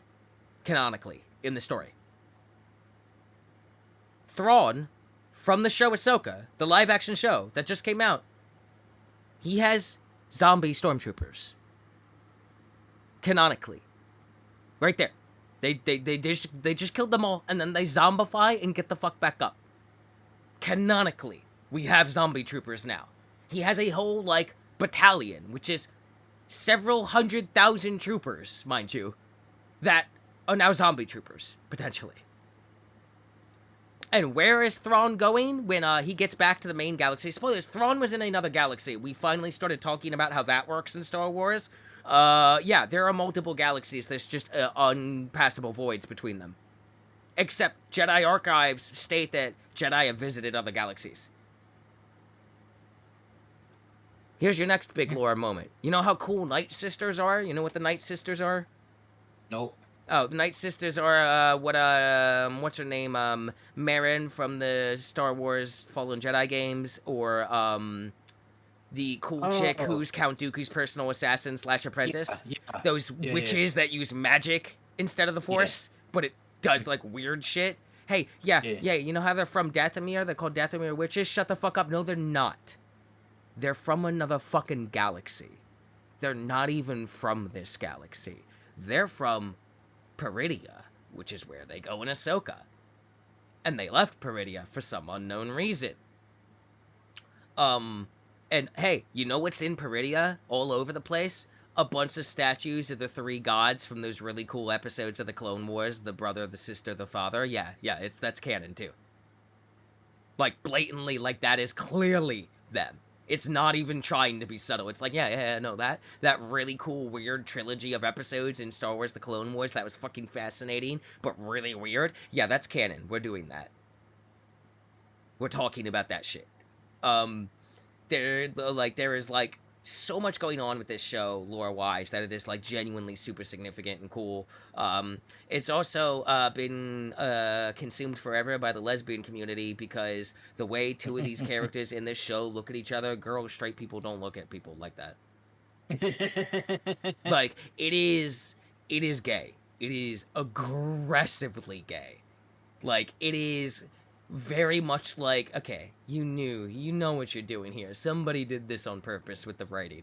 To the point of, like, the first time Sabine and Shin meet, they just, like, stare at each other unblinkingly and draw lightsabers and have, like, a semi-intimate sword fight. And then like there's like little moments where Shin pops out in the woods and she's like going somewhere, tilts head. There is a lot of intense just unblinking staring from Shin at Sabine. Some of the favorite moments. Shout out to the bitch, why you gotta turn your whole ass body around to just stare at this bitch? Like, in this moment, Sabine is a prisoner in handcuffs, just quietly sitting there, and unprompted. Like, Sabine's just sitting there, eyes closed, dealing with it. Shin just turns her head and just starts staring at her, like, never blinking, like, looking obsessed. And then Sabine just opens her eyes and raises an eyebrow at her, and Shin just slowly turns her full body around to stare at her more. And it was like, girl, this is the gayest thing I have ever seen a woman do. This was so unnecessary. Like an episode later, she like unnecessarily grabs Sabine's wrist while she's still handcuffed in like an aggressive protective manner. Because she doesn't like the witch that her and her master are working with, and the witch like made a comment about Sabine, and Shin like steps in front of her and grabs her wrist, and it was like, what is going on here? Why would she do that? Straight people don't do these things. And straight people show each other affection in stereotypical, normal, somewhat healthy ways. Queer people are fucked up inside and have really fucked up things going on, so they like stab each other. Fellas, is it gay to stab a woman and then chase her across the galaxy? Yes. Yes, it is the answer. It's incredibly Yeah, very gay. gay. It's very gay of you. It's a very homosexual thing for you to do, and we adore you for it. You feral little space gremlin. It's great. It's really good. It ends in a really fascinating way. It sucks that Ray Stevenson passed away after Ahsoka was done filming, because he really like is killing his performance as Baylan Skoll, and his character is a major part of the story, and clearly is going off to do cool stuff because they don't consider themselves Sith. Baylan and Shin, they even say that they're not Sith. There's something more. And Baylan's whole thing is he wants to go to Peridia to go to where it starts, is all he says. There's something here calling to him. And it's all about, like, the cycle of dark versus light. The start of the everything, apparently. He's tired of the fight. And, like, there's this really cool moment when he's talking to, like, Shin, and she goes, do you miss it? The Jedi Temple, the Jedi Order? And he just kind of stares at the sunrise, and he's like, I miss the idea of it. And I was like, ooh, that's a good line from a guy who's honest about what was going on in the Jedi Order. There's a cool line he has with Ahsoka where he's like, everyone in the Order knew Anakin Skywalker. Very few would live to see what he became. And I was like, whoa, this guy's got some lines. It's good stuff. They even delve into the fact that, like, Sabine's doesn't like struggling to do Jedi stuff, doesn't really connect with the Force, and they really dive into the fact that like Ahsoka isn't a Jedi, hasn't been for a long time. You know, they're really this show is all about the cool shit from the old canon, zombie troopers, mystic, esoteric, crazy nonsense, light, dark, but like that it's more than that, that like the Jedi Sith is a simple, dumbed down version of what this Force actually is, and that this is bigger than that. Oh, it's so good. It's so good. The guy who plays Thrawn in this show is the voice actor of Thrawn from the show, which is really cool because everybody loved him as the voice actor, right? And Yeah. he kills it. He kills it, even on screen. Like, he still kills it. He's really got it. It is awesome. It is a great show. Highly recommend. Again, peak Star Wars, right up there with Obi-Wan, right up there with Andor, Rogue One, and again, it seems to me that back-to-back peak Star Wars is a Star Wars show that you could watch and absolutely enjoy from beginning to end with no context of Star Wars in any capacity. Would you enjoy it more if you had the context? Yes. But it is so well done that you could never have heard of Star Wars and you would enjoy all of these shows. It is that good. Like, we're hitting... It's very much like Loki and, like, Werewolf with it, the wolf, the werewolf thing from Werewolf by Night, the MCU thing. Like, the best stuff Disney has done with the MCU as of late and Star Wars is the stuff that is so well done that it stands entirely on its own merit without the franchise context, but only benefits from the franchise context instead of feeling bogged down like a lot of stuff often does, right? In the sense where you're just like, I want to be done with the Skywalkers, tell me anything else. Well, we're doing that, right? And it's kind of like where we were like, I'm kind of tired of these Avengers. Like, yeah, this is cool. Endgame was cool, but like, kind of do some. We're doing that. We're doing the other weird stuff now. It's really good. Really like it.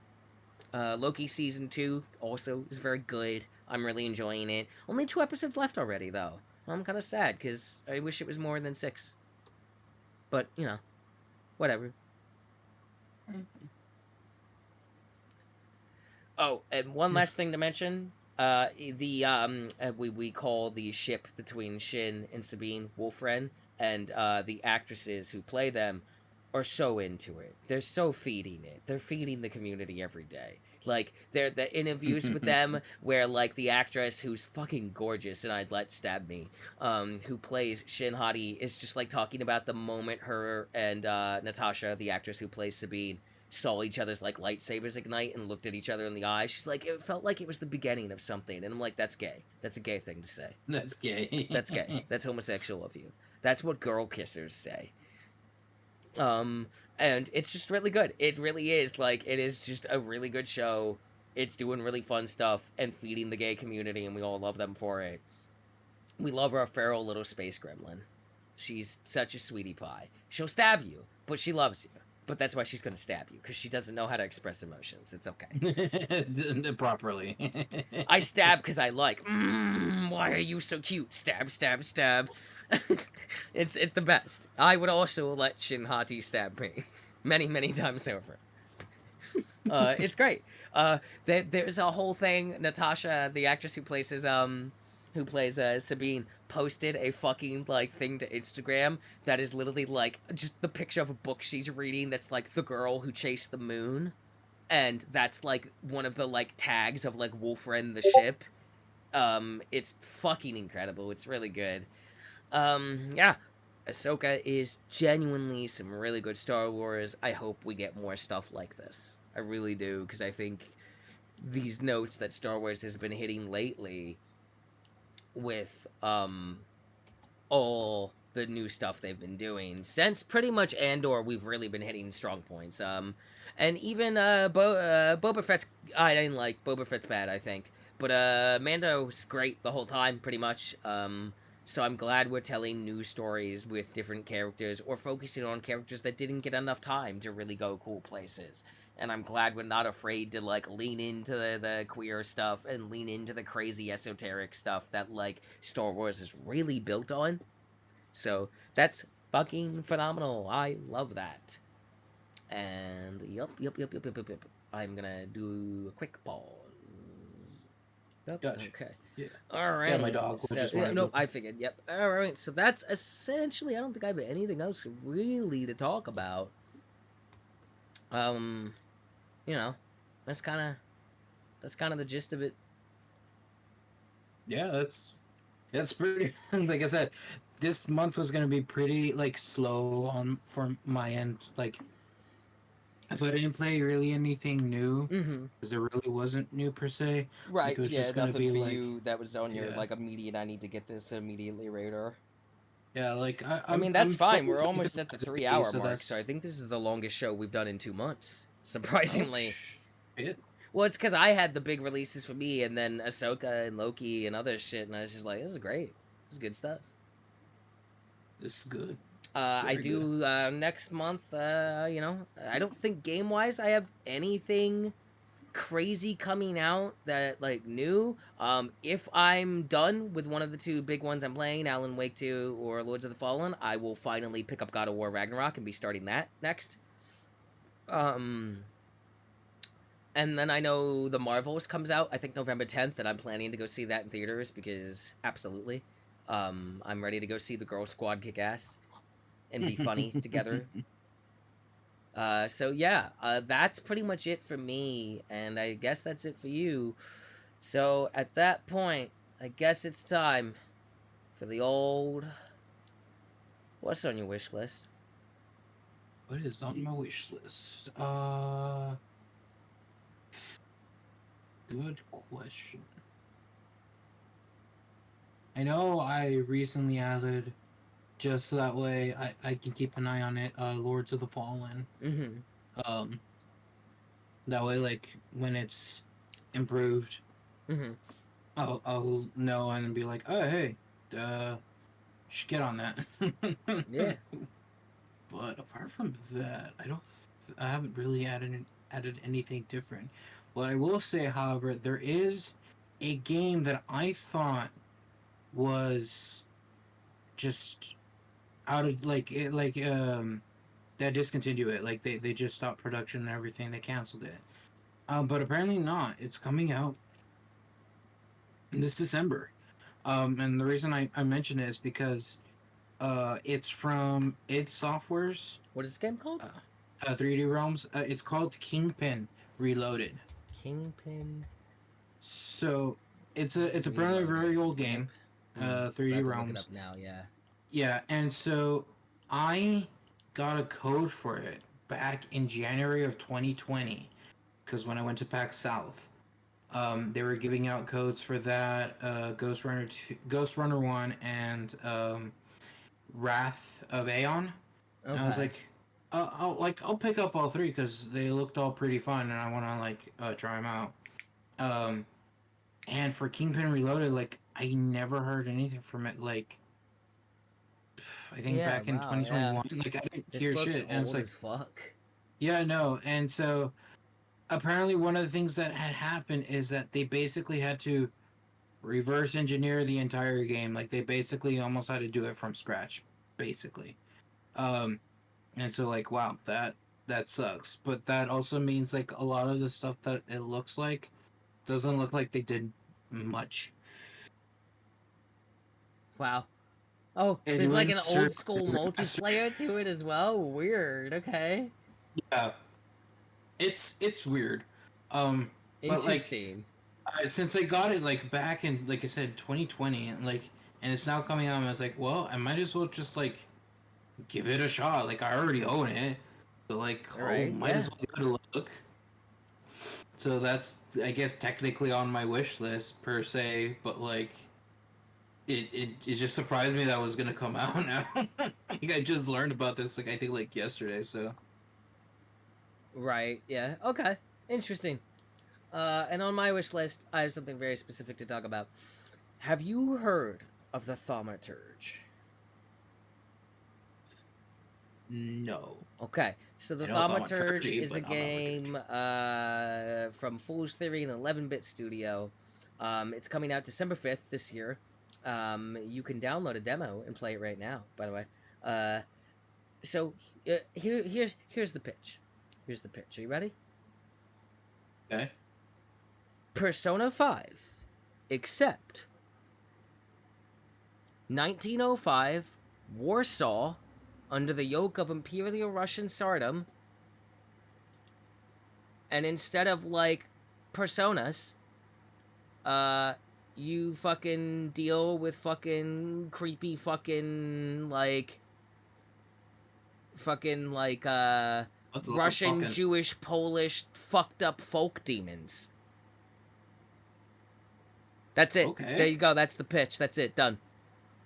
It's some kind of like fucked up detective rebel against society maybe game. I don't know. It looks amazing.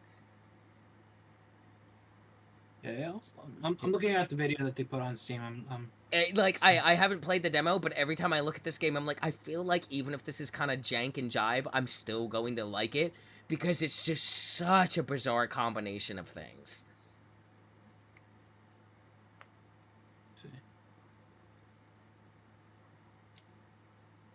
So yeah, I'm really excited to play this. So that'll be in December for me. I'm definitely gonna play this. Man, it's just like a Bloodmancer, and it's just like, okay, I gotta solve shit in a Warsaw.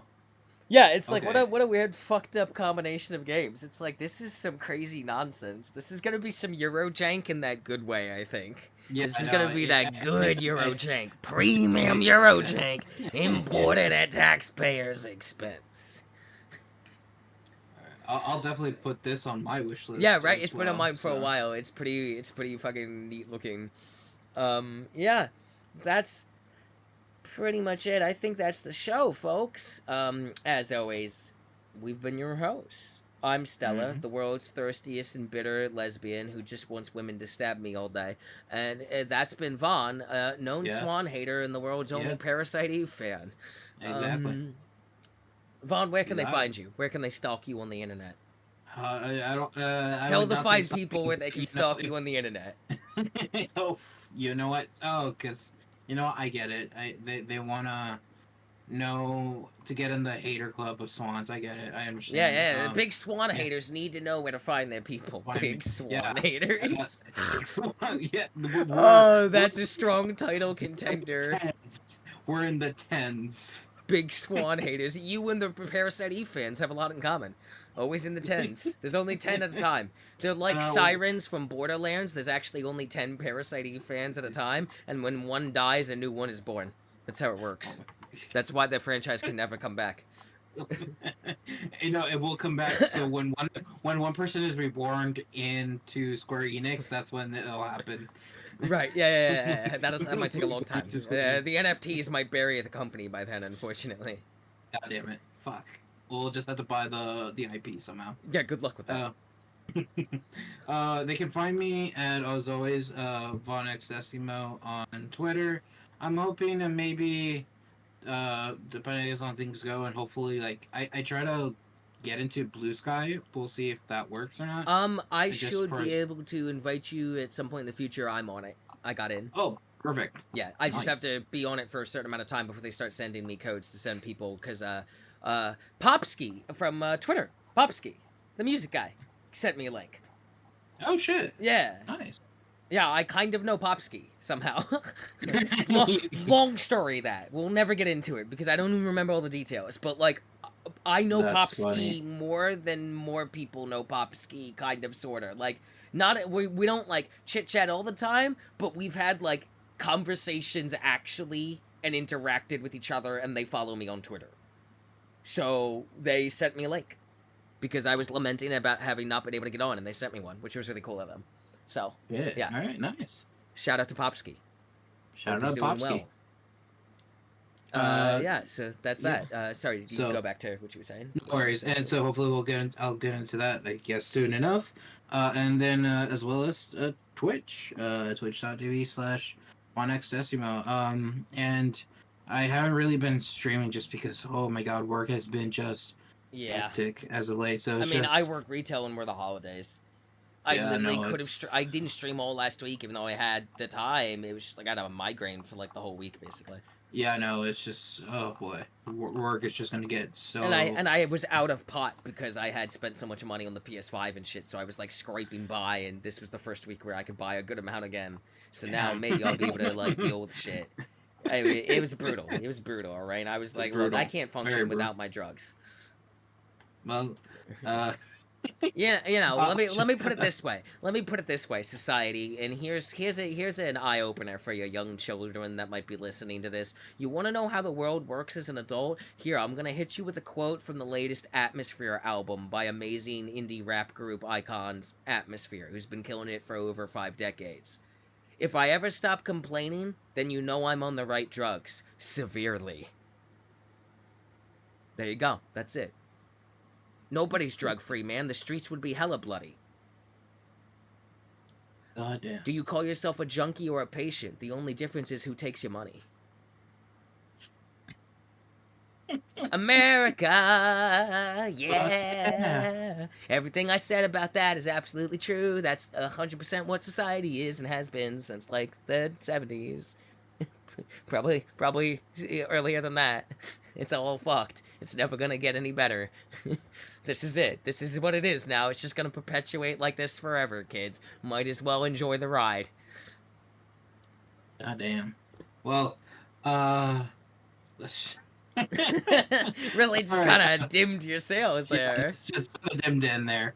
But yeah, so I'll see when I can start streaming something. I'm trying to find what to go back to, or Mm-hmm. because I actually don't think I streamed the Evil Within series, and I kind of want to go through that. Oh, 'cause that's yeah. I really like the Evil With Within. Sebastian Costinopoulos. Castellanos. Yeah, that's what I said. Castellanos. Sebastian Castanopoulos. Right. Yeah. Detective That guy. Cosmopoulos. Yeah. Yeah, Him. yeah. Yeah. Yeah. Hmm. Yeah, why Yeah. you being weird about it? That's his No, name. I'm not. No, I'm just saying. Sebastian Yeah. Yeah. Cosmopoulos. Yeah. Yeah. Yeah. Yeah. Yeah. Yeah, main character Sebastian Cosmopoulos. Yeah. Yeah. Okay. All right. Yeah. Good. Glad we Yeah. agreed. Yeah. Moving But on. yeah, we agree on that. Yeah. Yeah. Yeah. Yeah. Okay. We're Good. Good. Good. Good. Glad we're on the same page. I was a little confused there. You seemed yeah. confused. No. Sorry. Yeah. Oh, okay. Yeah. It's I'm trying. okay. It's okay. Many people What? forget his name is Sebastian Cosmopoulos. It's weird. You think you'd remember such a unique name? It's the spelling, Some people just like.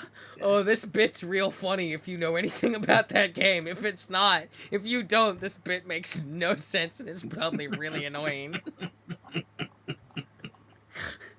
The people that played Evil Within are having a really good time right now. The people that didn't are not.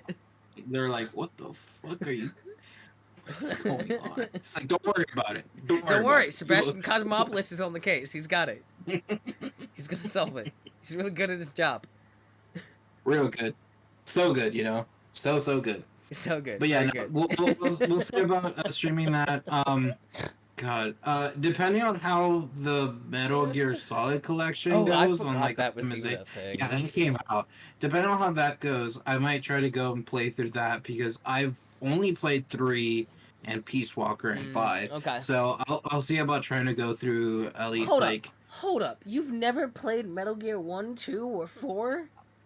I didn't have 1. I had Did 2. you never play Snake Eater?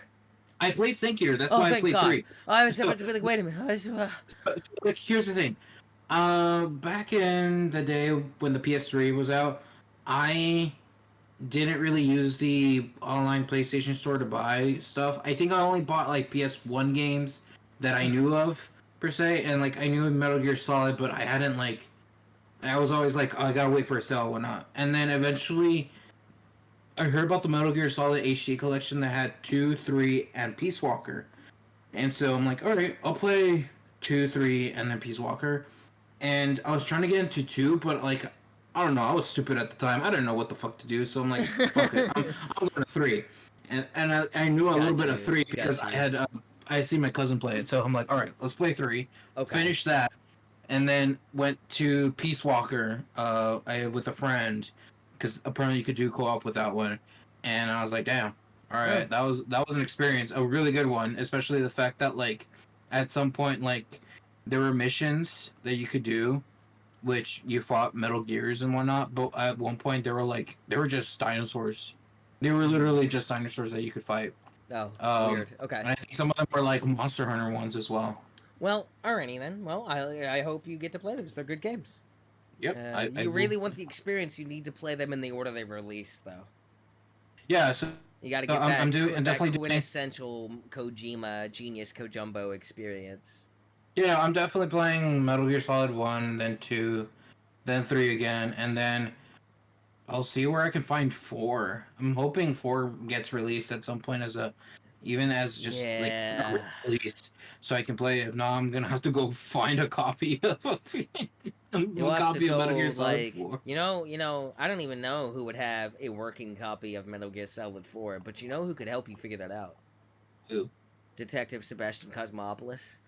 Oh yeah, he could definitely solve it.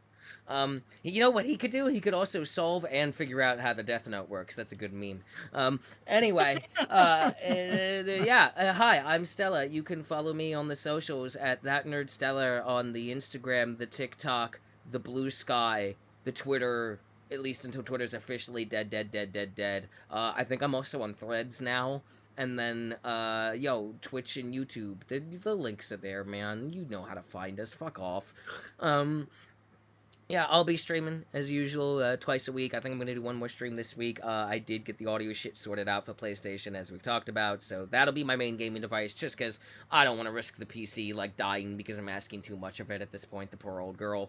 I'm still going to game on it, but I'm not going to do any streaming, especially since the Ethernet port died. I don't want to do it off Wi-Fi. So, yeah, I'll just be on the PS5 for now.